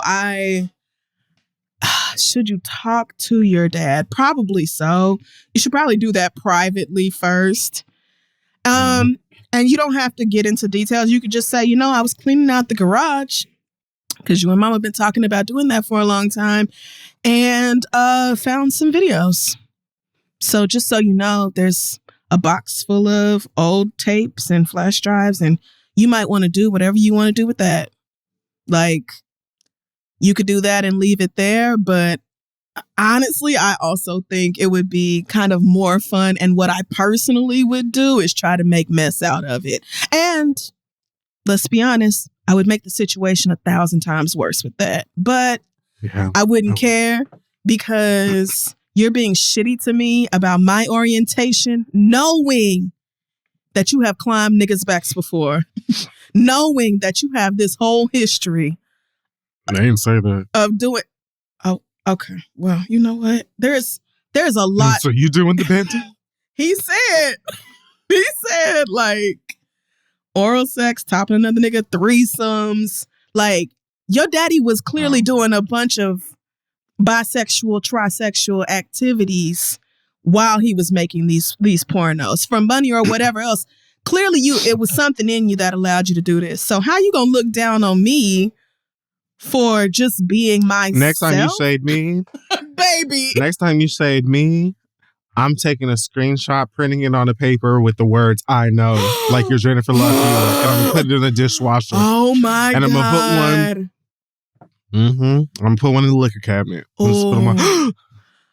Who knows who found this? Where did this come from? God! I did that in college. My roommate was dating last summer. My roommate was dating somebody so ugly, and we would talk about him all the time. And one day I just printed out a bunch of pictures of him and put them all around the apartment, and everybody thought it was, messy but funny. And that isn't really. It's not the same. No. As a type of Your friend person, didn't do anything wrong. I mean, he was hard to look at, and I personally took that, as an offense. But anyway, Okay. It isn't the same thing. Your parents are doing you wrong, and I would be highly tempted to be like, "Oh, let's talk about bisexuality. Let's talk about it. Let's just go ahead and open up the conversation, and let's discuss booty holes and dicks going in them." And I would feel extremely tempted to do some shit like that and then just watch the world burn. But I'm a chaotic person, and especially at 19, I would have wanted to say or do anything to piss my parents off because they pissed me off so much, so frequently. Mm-hmm. So what I would do is not necessarily what I would advise you to do. But I think either way, next time somebody says something shitty to you about being bisexual, I'm going to make a comment to make it known that I know what you did in 2009. Yeah. At least in 2009, because God only knows what was on the rest of that. And why is it just in the garage? Yeah. Why is it just in the garage? I don't know. Does your mama know? Because that's a whole nother can of fucking... That's why I'm saying my approach could end a marriage. It could result in emergency services being called. I want to assume that if they're just chilling in the garage that your mama knows about You it. would think, but you never know with niggas. I would think that if you did a bunch of gay porn 10, 12, 14 years ago, that you wouldn't be an asshole to your 19-year-old son when he comes out as bisexual, knowing that you done did some very bisexual activities. As far as the sexual part of things is concerned, you've done it. So I would assume you, with this history, wouldn't be a dickhead to your son when he came out. So clearly we can't make assumptions around here. Nope, go ahead. Finish it. Go ahead. I think it's his fault. I mean, he probably does. Might be blaming himself. But then therapy is needed. Therapy is needed. Treating your child this way. It is. But anyway, Mike, we could go on and on about this.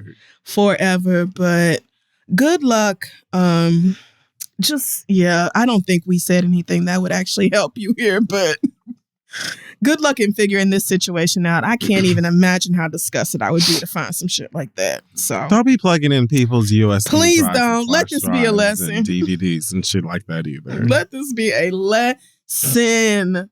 I do not want to see that shit. So I'm good. When I realized what sex was, I was disgusted that had happened in order to produce me. Sis. I wanted to throw up.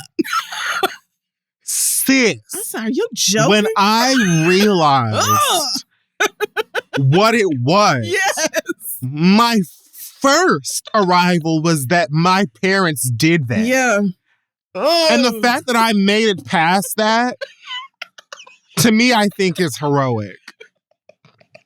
North should have dressed up as me.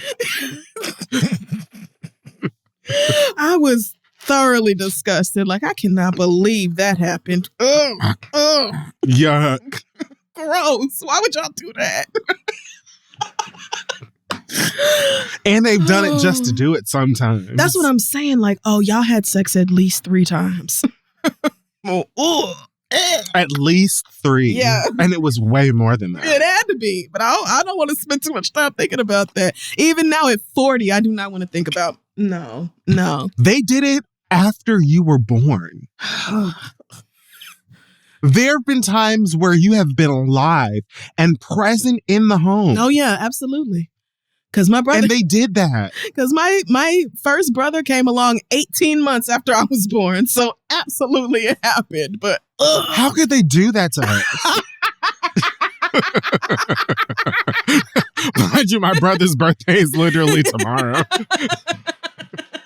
Gross. The anniversary of the time y'all fucked and now the proof is just here. Right. Ew. Yuck. We sound so mature. Good luck, Daniel. Yeah, how did we get away with this? Oh, not Daniel. Mike. Daniel's other nigga. Good luck, Mike. That is just so rough. But you let us know how that confrontation goes. We are going to stop right there with the letters. If you have a question for us, send it to asktheread@gmail.com. We're going to take another quick break and be right back.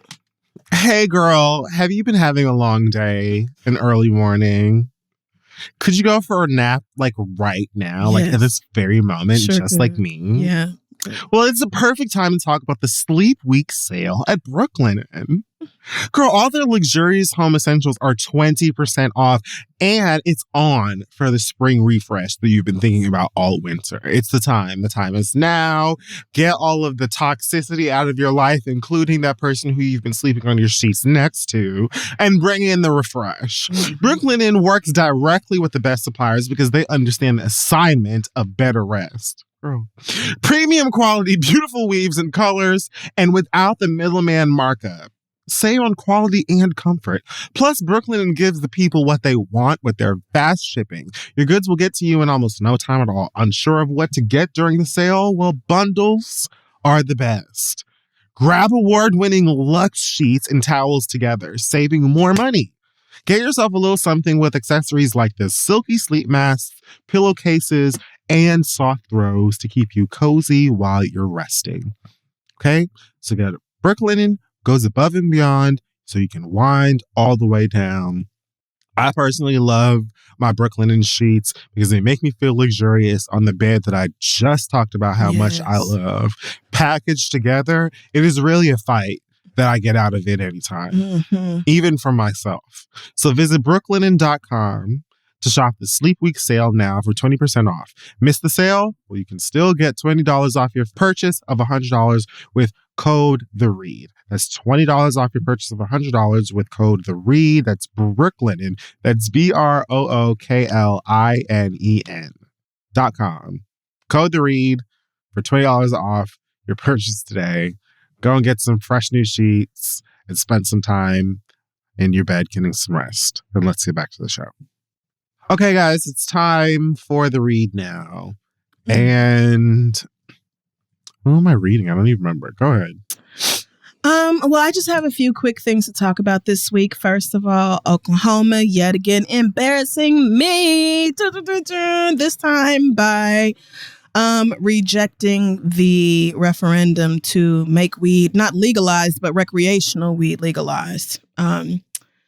Medical marijuana is legal in Oklahoma. I think it has been for the past 5 years. And as somebody who only goes to Oklahoma once or twice a year now, it is extremely crazy to me to go back to Tulsa and see dispensaries on every fucking block. Like, that is just so weird to me. But I just really don't understand. I don't get this.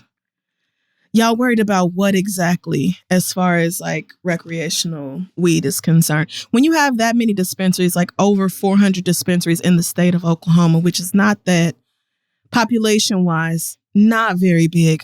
I just don't.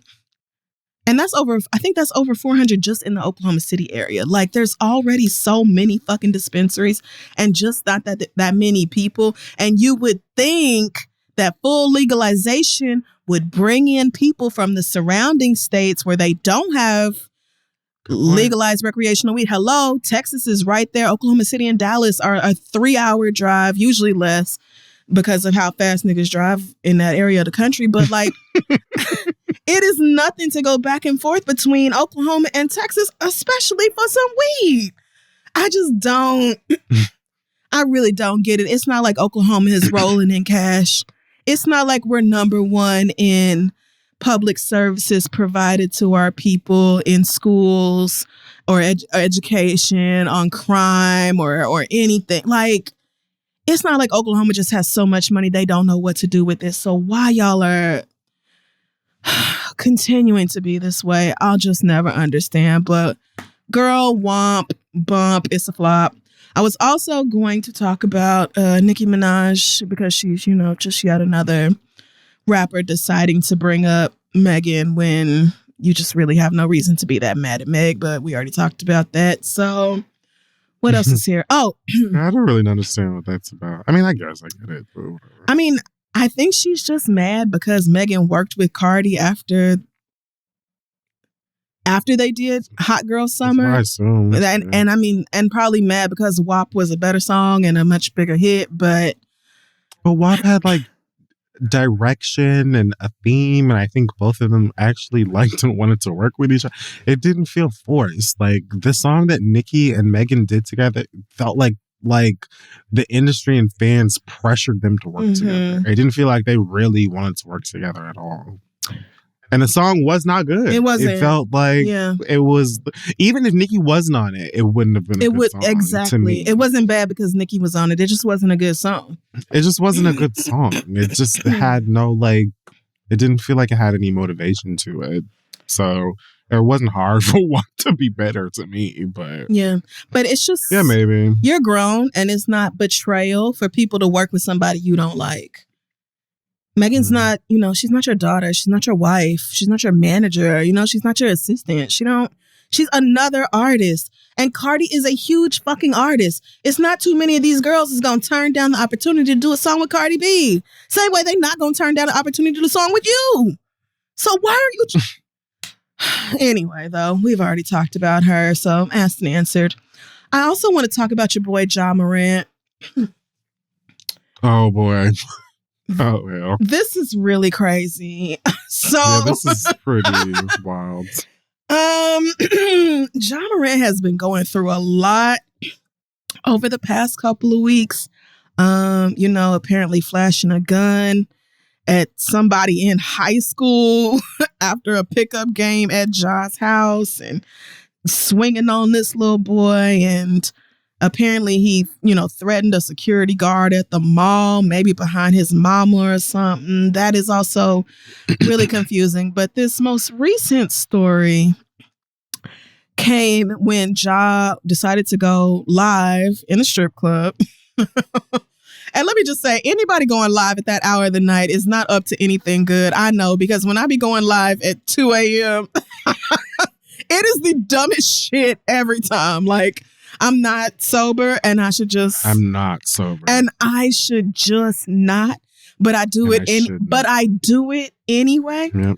So Ja Morant was in the strip club and decided to flash a gun on Instagram Live. Yay. Why you would do this as a franchise player in the league, somebody I think who just signed a $200 million extension on their contract is crazy. Especially because this was a strip club. This was, at the club in where were they at?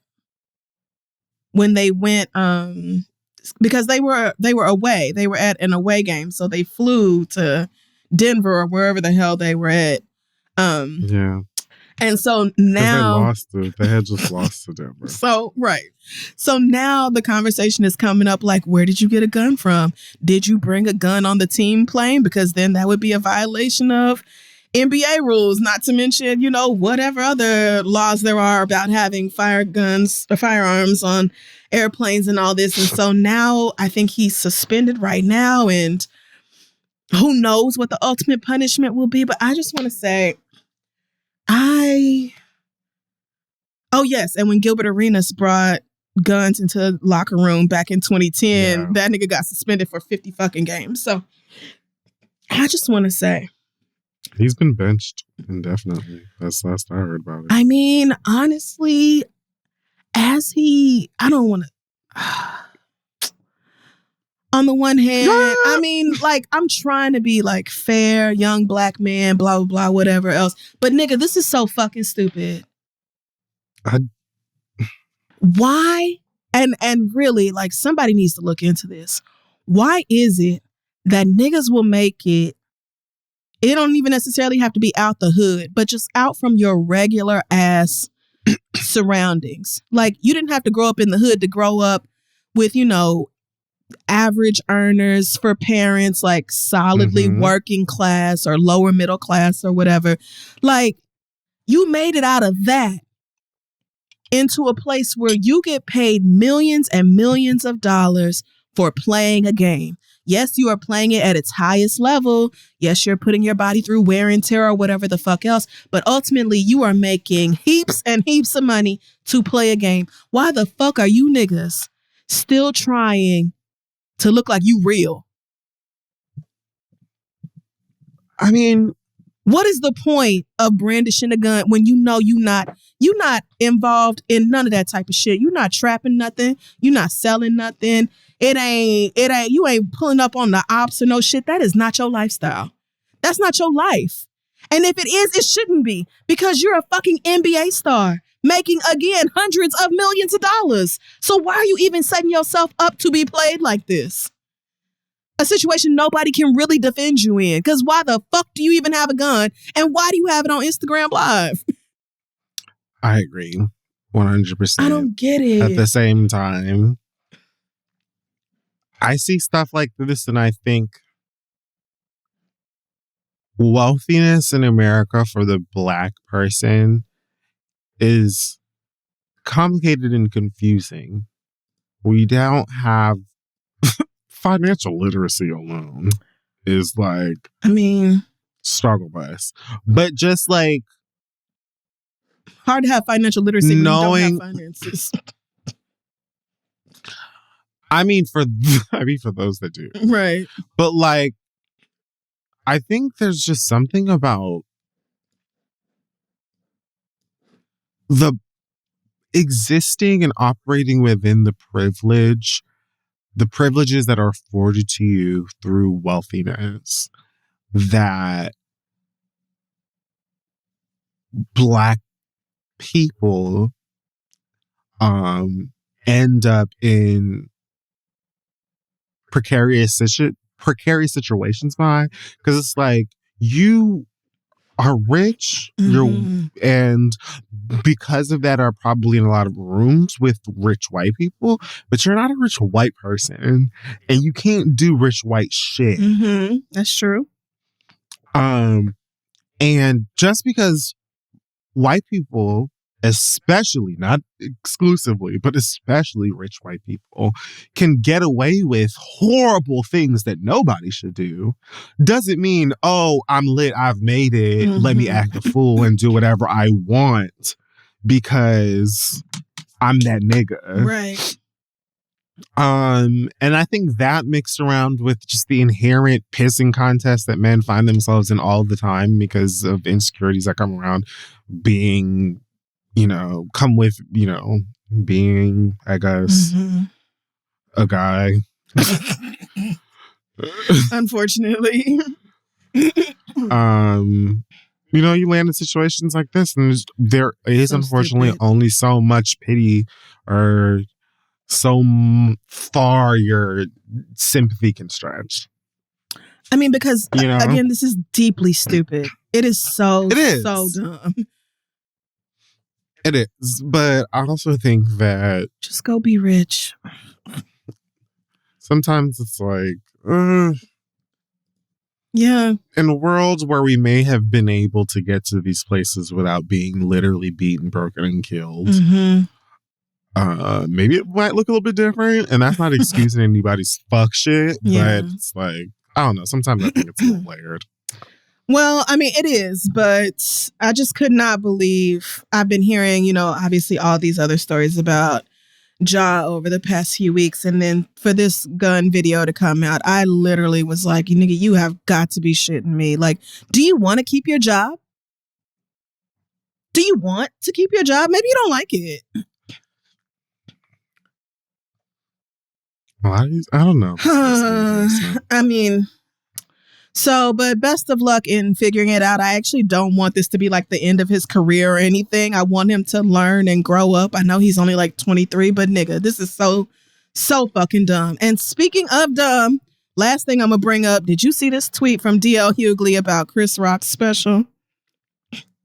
No, but I don't know why I feel like I'm going to enjoy this severely. Please continue. Baby, D.L. Hughley. First of all, did you watch it? Of course you did. Never mind. Did you? No, but I didn't because I'm like, oh, I saw a tweet about like Chris Rock saying something about like, we don't fight in front of white people. And I said, this can wait. This can wait. This can fucking wait, child. I am not in a rush to listen to that dumb shit. Because I said then when the slap happened, I don't give a fuck about doing it in front of white people or what white people think. Girl, I do not give one fuck.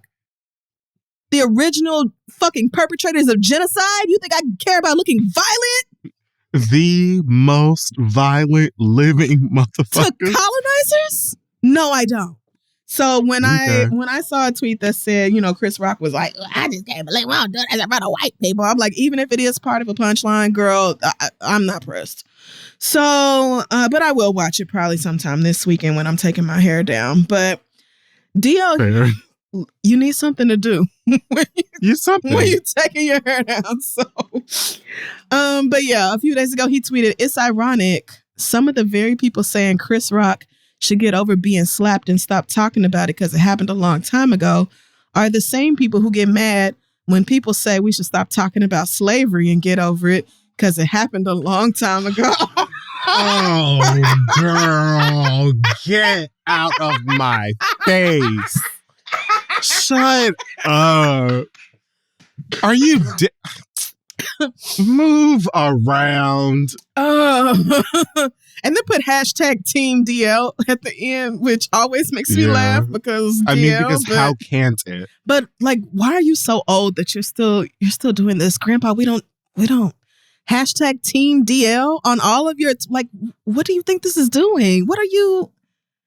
But anyway. I mean, the other Tom Joyner cruise people probably be hashtagging it too. And they hashtag every other word. Going on a hashtag cruise with my hashtag beautiful, hashtag daughter. Gonna enjoy some hashtag scrimps. So first of all, comparing the slap to slavery.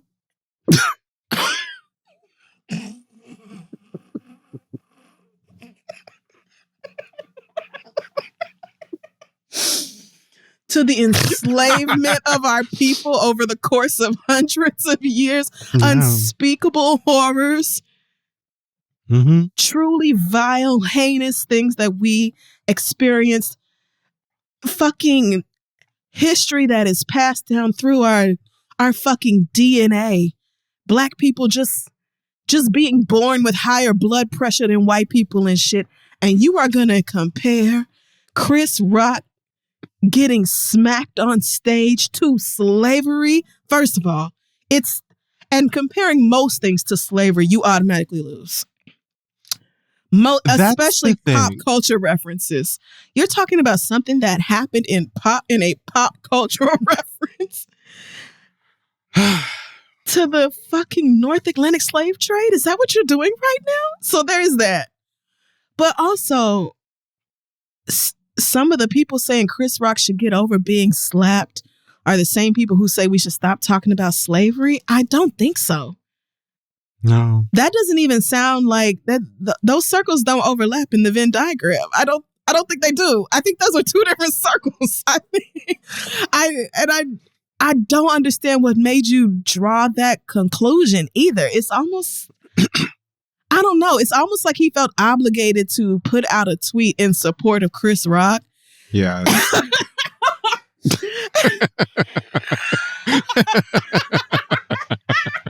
It's almost like, nah, it's too much smoke on my nigga Chris. It's too much smoke on my nigga Chris. And so you just decided to throw this out here. But like, But it's really not even, because I feel like from my perspective anyway, it feels like a lot of the community is kind of split, because there's niggas who are just kind of like, oh, Will is soft, oh, Jada, they don't like Jada and Red Table or whatever, and like the dynamics of that, and August Alsina or whatever.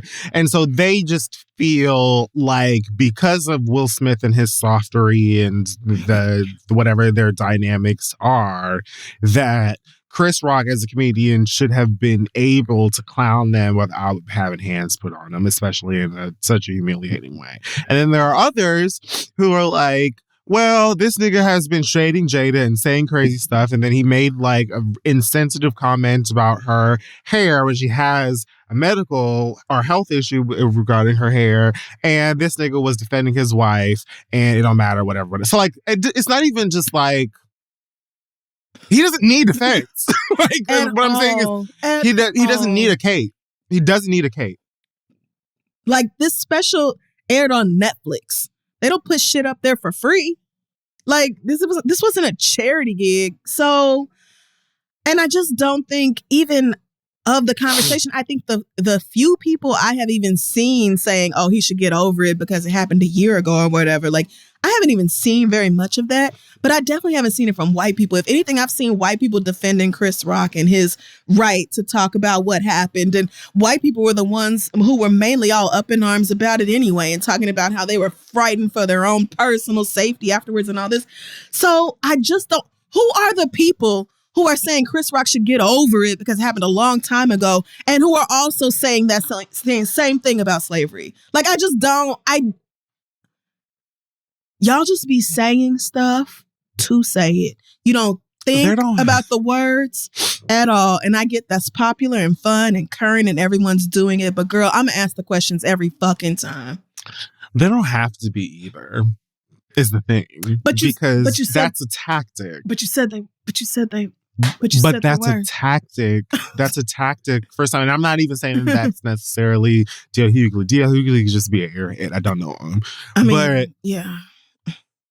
That, like, it's almost like, have you ever, like, looked at blogs sometimes where, let's say the post is who wore it better or something, and there'll be a comment be like, all of these comments saying such and such about that person's body or hair can da-da-da-da-da, and then the people are responding to be like, who said I'm that? Looking for the comment. Nobody. Do these people even exist? I feel like you just... Nobody. I think you wanted to have this conversation. Yeah, okay. Right. Because nobody, where are you saying, no, like, Or like all of the comments will be saying like, don't say this, don't say that, don't say that. And it'd be like, where are the people saying nobody even this? did that, right? Like, why is your foot already on the gas? If you wanted to talk about the situation, you could just do it without invoking slavery. Because that is just not happening. Like, that's not And it's just so happening. far removed. And you can have the conversation about like, oh no, Chris Rock is in. I actually don't think Chris Rock should, just get over it or stop talking about it because it happened a long time ago. You got slapped. If I got slapped at the Oscars, I probably would also turn it into an opportunity to make money because why wouldn't you?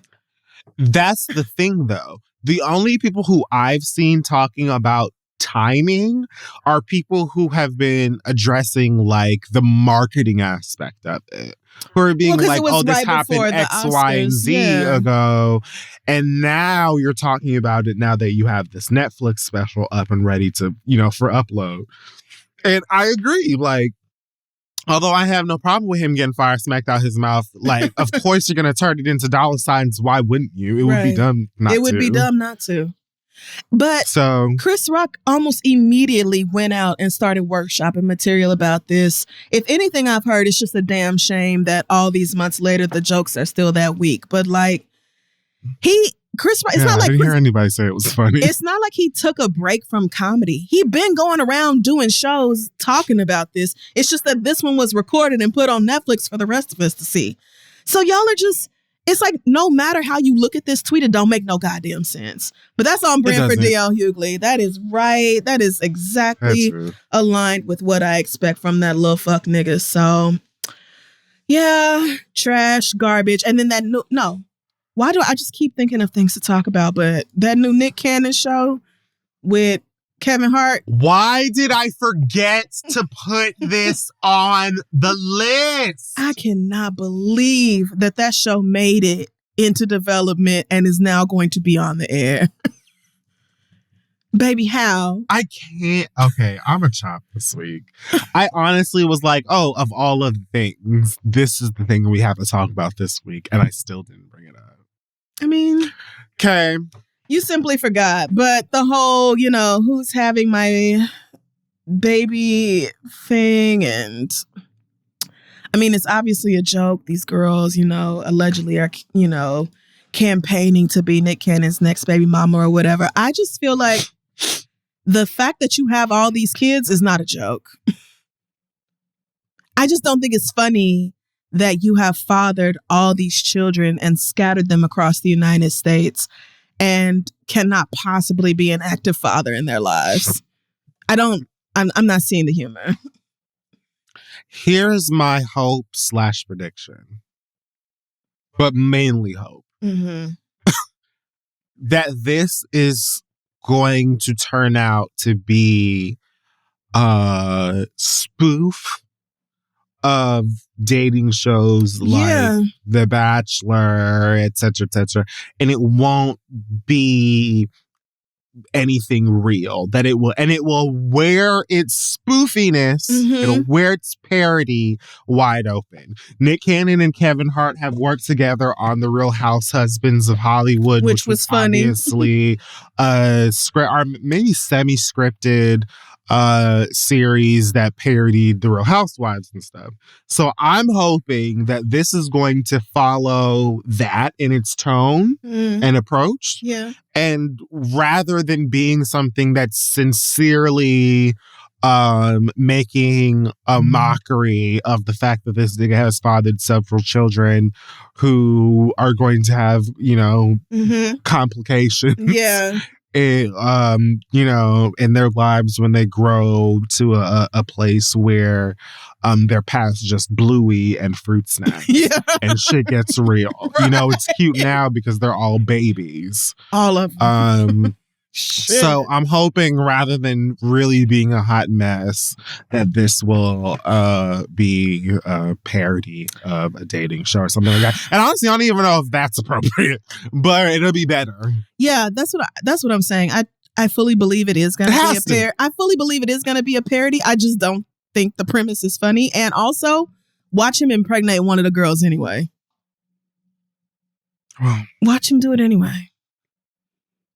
So, but I think that's legitimately it for me now. I think I'm really done. So, take it it away, Kid Fury. So two quick things. One, directed at Isaiah Washington. He has announced via the internet that he is retiring from acting or from the entertainment industry, but immediately, I guess, turned around to show us that he's a liar.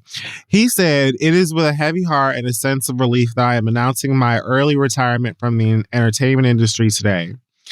Those who have been following / witnessing my journey here on Twitter since 2011 all know that I have fought the good fight. But it seems that the haters, provocateurs, and the useful idiots have won. I'm no longer interested in the back and forth regarding a color construct that keeps us human beings divided, nor am I interested in politics or anything vitriolic. I will be traveling this great country before it falls into socialism and then communism. Until then, know that this Frederick Douglass conservative will keep his powder dry and loves you all. Truly grateful for your support over the years."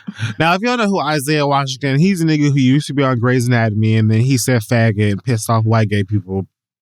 So they fired his ass. And since then, he's been losing his goddamn mind. Now he's a Republican. He lives for Trump. And, you know, here we are. Now, this information in itself should be fine. You know, like, deuces, goodbye, peace out. However, he then turned around and said, "After seeing the incredible positive response to my recent announcement of retirement from the entertainment industry on social media, it became clear that I had been operating outside of the traditional Hollywood system successfully for the last 15 years. So why stop now with over 5 million views and counting with my February 28 post?" The same one I just read before. Oh, God. Is he talking about Twitter views? Yes. Oh, my God.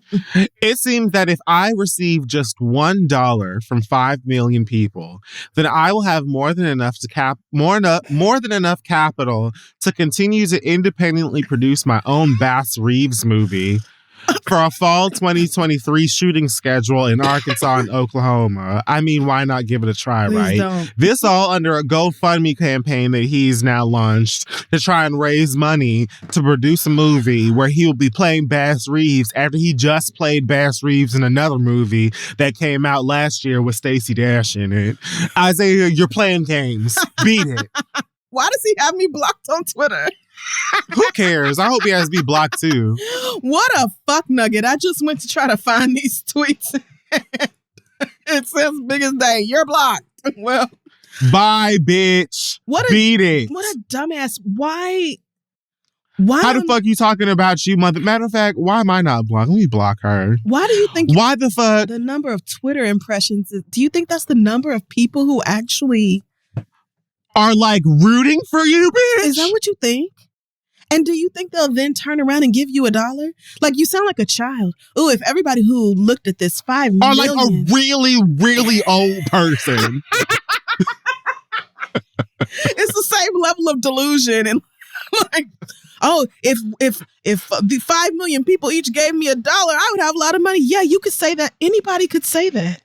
Anybody. You could also get 12 You can also get 12 CDs a month for a penny, bitch.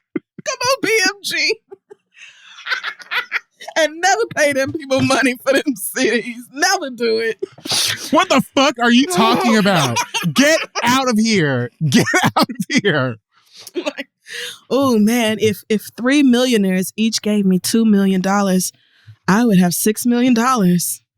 It's that and easy. You know the crazy thing is, it's that easy. Like the whole Grey's Anatomy thing, outside of him like genuinely, I think, being homophobic, he really did get pieced up out of there because of whiteness. Yeah. Not just like Absolutely. Because he said some homophobic shit. It was like very convenient that white people were like, no mix. Yeah. But then that just transformed into him being like, well, fuck everybody because they ruined my life and my career and they killed the actor in me and all this other shit. Well, then let it die. Yeah. Beat it. Don't tell us one day that you're retiring thing, and we can actually be free of your shit and all of your acting or entertainment attempts, and then be reading Twitter impressions talking about if each one of you give me a quarter, then I can make the movie I just made. Bitch, are you literally a wild card? Yeah. That's my thing. Like, you probably did receive harsher treatment than a white man in the same position would have received. However, do you really expect me to like try to stick up for you or ride for you when you were fully being homophobic? Like, that's not up for debate. Like, you are the dickhead. I didn't call that man a faggot. I said they were trying to act like I was a faggot, like, weak, frail, bitch made.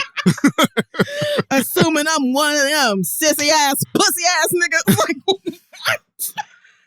So I honestly did not even know he had been working since Grey's Anatomy. He's done a couple of little things. I mean, things I don't care about, but I just think it's so weird when y'all get called out for shit that you did and then decide it's everything is just, the world versus you now, and you're just so misunderstood and you have just been done. So like, no, girl, you actually are a homophobic asshole. Like, you are that. And so it just, I don't know. I feel like Terry Crews did something similar where that whole situation, the way all that went down, I just feel like, I don't know what it is about black men getting called out publicly for the shit they do and then deciding to go full Republican. It's just weird to me, though. And girl, fuck you.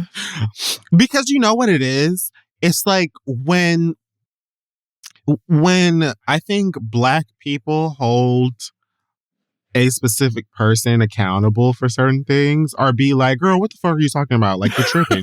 Usually because they say some insensitive shit about race. Yeah. Or like try to create a double standard or some shit or whatever. Just some shit that does not align with progression for us. White people, specifically white Republicans, conservative people, will always be like, oh, have you ever rested on a mammy titty? They would literally be like, why would you bring that up? Like, they would literally be like, oh, come over here and rest your bosom in all of this whiteness. We'll give you a platform to be heard. We'll listen. Oh, that's so, why would they do that to you? You know what I mean? Like, they literally set the trap all of the time. Yeah. For those niggas to then come over here and talk bad about niggas. And so I just don't know how it continuously happens to black people, especially black people of a certain age, but it does. So it's just so, it is what it is. What you just not gonna do is look at Twitter impressions like you are in your 80s, baby, and say that if everybody gave you $1, you can make that movie that you just shot. That's what we're not doing. Like, do you understand that? So, first of all, these numbers be wildly inflated anyway. Like, I follow people who have private accounts, and Twitter will be like, 20 people viewed this tweet and they published it 30 seconds ago. Like, no, they didn't. So first of all, putting a bunch of stock into the views on a tweet is dumb anyway. But like, it's also, do you not consider that a lot of these are people making fun of you, and then those people getting retweeted and quote tweeted endlessly? Like, yes. This isn't 5.2 million supporters. This is people laughing at you, and I don't know why you don't. It's also a headline for some people who were just at their desk trying to meet their quota. So, like, anybody who was reading, I don't know, Entertainment Tonight or whoever posted it, scrolling down around and they see it and go, huh, who's Isaiah Washington? That's a view. That, like, girl. And why did that people ain't give you no damn dollar? And I'll be damned. I just found the GoFundMe, and he has raised $11,000 off of his $1 million goal. Somebody gave him $1,000. Good for her. Not him donating $25 to himself. I bet you that person hates freedom. He has multiple thousand. Well, 3. He has 3 people who donate 1,000. One who donated. And honestly, if you want to, wow. If you're interested in the story of Baxter Eves, you're probably better off just watching it on Drunk History when Mark Gagliardi did it. I mean, or just, anybody else. I don't I don't Just read. when I think wow, incredibly important like filmmakers or whatever, Isaiah Washington doesn't ever come up for me. So Like somebody I else actually can do wouldn't this. mind this movie. Just Yeah, no. And elsewhere. somebody else can do it. Like You're not gonna make me watch Isaiah Washington and Stacey Dash and no cowboy hats. I mean, or even Eating snakes. Black people from Arkansas or from Muskogee, from Northeast Oklahoma, maybe they should make it. Instead of you. Like, I'm just saying I didn't need that movie from Isaiah Washington or anything else. Fuck right off. Oh, and then lastly, I just wanted to say, I had hoped I was done, at least for now. But that part 3 of that Potomac reunion, I just have... I'm not even going to get into Robin and that 7-minute long pathetic ass bullshit that they tacked on the end of it that we didn't need to know about it because we know that whole thing is a sham. What I will say is that it was probably best that they left the topic of colorism in the part 2 and didn't return to it. I'm guessing on the heels of that discussion and a taste of the way that the light and bright of the cast outside of Karen tried to act like they were, gonna dance around it. Miss Candace wanted to get back into color play. Specifically when they were discussing the allegations made against her white husband. And,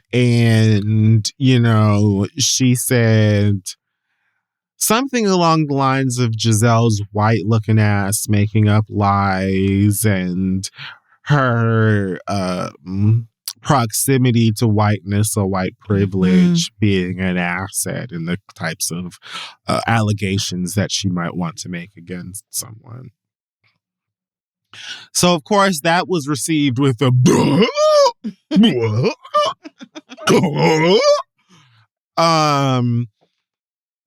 and they, wanted to act all offended and confused about what she was talking about. I was over it because I was like, girl, y'all made it by the skin of your teeth. By the skin of your teeth. This is why you needed somebody else in here to get y'all together on this specific conversation. Because I felt like it wasn't even that hard to unravel. For me, after watching it, right? Right. At the base of the conversation, what is being said is, from Candace specifically in that moment, is you as someone who is of a lighter complexion, who, has the bright eyes and all of those other things, allegations that you make against someone will be, especially when it comes to something like assault or whatever, will be taken more seriously than someone of a darker complexion. Right. That is true. It just is. Mm-hmm. The delivery of it was admittedly inflammatory, harsh, mean, whatever you want to call it. I mean, that's Housewives. It is. Also, if you've been trying me and my family all season long, I'm not gonna everybody ain't gonna, bake you a cake. Yeah. And I think that's why Wendy tried to say to Candace, be mindful of what we just said about how we say things. I would like to think what she was trying to say is your delivery is going to give these heifers the opportunity to do exactly what they just did, which is well, you can't say that she looks white. And you can, well, that's not nice. I don't talk about your skin color. Da, da, da, da, da. And all of this deflection. Yeah. So really, I think it's a chop all around for me, but it's an extra special chop for Gizelle Bryant. Yeah. Forever and always. Yeah. First of all, the fact that you looked like a holiday bauble was disgusting for 3 parts, including a 90-minute third part. That for me was offensive, as well as the rest of your lies and you trying to hide behind semantics and act like that man did something incredibly like offensive to you and ridiculous to you and whatnot, and doing all this extra, and then being like incredibly convenient with the shit and all this other stuff, just dancing around doing what you always do, which is start mess, incredibly deep, damaging mess. And then when it's reunions time, you want to open your eyes Bambi wide and be like, I don't understand why y'all are coming at me like this. It's old, it's tired, just like you and that podcast. And goddamn. Really, I'm just all the way over it. And everybody's insistence on the show to act like they don't know what people are talking about when it comes to light skin privilege, because even Darby wanted to be like, Ashley Cat. After she just admitted, like, oh yeah, I understand that I'm privileged as a light skinned woman. Then what she said was mean. Mm-hmm. But y'all say mean shit about each other all the time. And most of the shit that y'all say ain't even true. Yeah. You just say it to say it. And isn't Ashley mixed on top of that? I'm pretty sure she is mixed. So, God bless anybody trying to talk to these Potomac hoes about colorism, because I really could, especially Robin Dixon, I wouldn't even be able to pretend to entertain that. I really wouldn't. I could not do it with Robin, especially. I'm not going to pretend to entertain that the same way that you want to act like your husband pretended to entertain that woman that came into town at that hotel. You want to pretend. Yeah. Okay, like he wasn't doing no entertainment. Oh, she just came in and lost her wallet, so he went down to the hotel and paid for it and bounced. Robin, you sound fucking dumb. I would have just told he beat. I would have just said he beat. It was fucked up. We fought about it. We went up and down or whatever, but I decided to stay with that nigga. What y'all gonna do about it? Yeah, because nothing. But you trying to poorly lie? And of course you want to, and I mean, you know what else annoyed the fuck out of me? When she was like, they asked her the question about the player, one of Juan's players, who, you know, alleged that the assistant manager or whatever, like, catfished him and assaulted him and blackmailed him and all this other stuff, and Juan turned a blind eye. We've talked about that. They asked Robin about that during the reunion, and of course she was like, oh, you know, lawsuit, we can't talk about it, which I knew she was going to do. But later, when they were talking to Karen and Ray, she was like, oh, speaking of, like, you know, lawsuits and like, and people, you know, having allegations about husbands and stuff, I felt like, Karen, when you said that Juan hugged you tight, so tight that your breast touched your back or whatever, that you were trying to say that he sexually assaulted you. So do you want to clear that up? Girl, what we're not going to do, sis, is take something that was obviously not supposed to be interpreted as sexual assault and tackle that alongside your husband's open case. Okay. And act as if it's supposed to somehow aid in these allegations of him not doing right. That's what we're not going to do, because Mama clearly was not trying to say that he assaulted her. What she said was that he hugged her super tight and it was inappropriate. Stop you and that other one be playing these games with words and they're trying to act like you don't know them. We're not doing that. Y'all too old. I do not respect it. I do not. Everybody's grown. Choose your words carefully. Stand behind them hoes or apologize and restate it if you said something and didn't mean it. But your words matter. They just matter. We talk about a franchise, a TV show with women who are literally doing hard time for like stealing money from families and shit like that. Your husband can cheat on you and you can eat there. It's fine. That's a whole lot of people's storyline. Be glad he cheated. But you want to play it, right. You want to come on here and play games and try to insult people's motherfucking intelligence in bad gowns and hair and makeup at that. Beat it. Beat it. Woo. And that's it. I'm done. Mess. I don't know why, but this reminds me of All Stars 4 when Gia Gunn tried to pick that fight with Pheromone. And Pharaoh was like, you're literally over here trying to stir shit up for the sake of a storyline. Like, you're opportunistic, and we don't all have to do these stunts and play these games to get featured on the show. Yeah, that didn't work out for It did not work out for Gia. It very much that did was not the editing. Gia thought that was going to go one way, and it went the opposite way, nigga. When she said that shit, I was like, what are you doing here, Robin? That is not this.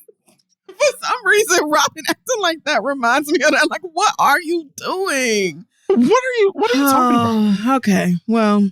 As far as I'm concerned, all y'all make yourselves look But crazy. we knew that was going to be is there a part 4 to this reunion? Please say it's over. Hell no, Okay, it's done. Thank God. All Thank right. God. But I'm sure next season's going to be a mess You and already crazy know. or whatever. And I'll be present and accounted for That's the to be thing. aggravated all over again. It's entertaining. And that is the point. That is why Andy does what he does, and he knows what he is doing. Whether you But like you it can or be not. entertaining and not be like a pitiful and pathetic liar. You can. You can. And bad at it. Very true. Bad at it. Like, if you're gonna be a villain and like a hot mess villain who like admittedly is like, I stir up mess and I cause problems or whatever, like, chew him up. Chris is on here and talk about tell me what you did. You did everything to me. And like you could have like, I don't know, like lean into it. Don't sit there and be acting like, I don't know what you're talking about. I didn't say anything. I just, whatever. I never said that. Don't say that. Like, lean into it. Tell some more lies if you're gonna start with them. Like, I don't like. These bitches be really hung up over men too, though. So, but that is another conversation for another day. Because why Robin even married that man when he acted so fucking disgusted by her presence? But anyway. Not trying to open those doors, go back down those roads. I'm gonna let them hoes rest until Andy brings them back for another round of bullshit. So. Well, they will once again look tacky. And Giselle will never learn. And that's fine. And reasonably haggard. It's working. It's working for her. So reasonably downtrodden. Yeah, whoop-de-whoop. No, all the Fenty 100s and 200s have been showing their ass, though. That's not new. So that is going to wrap up this week's episode of the show. Check us out on social media at This Is The Read. Our website is thisistheread.com.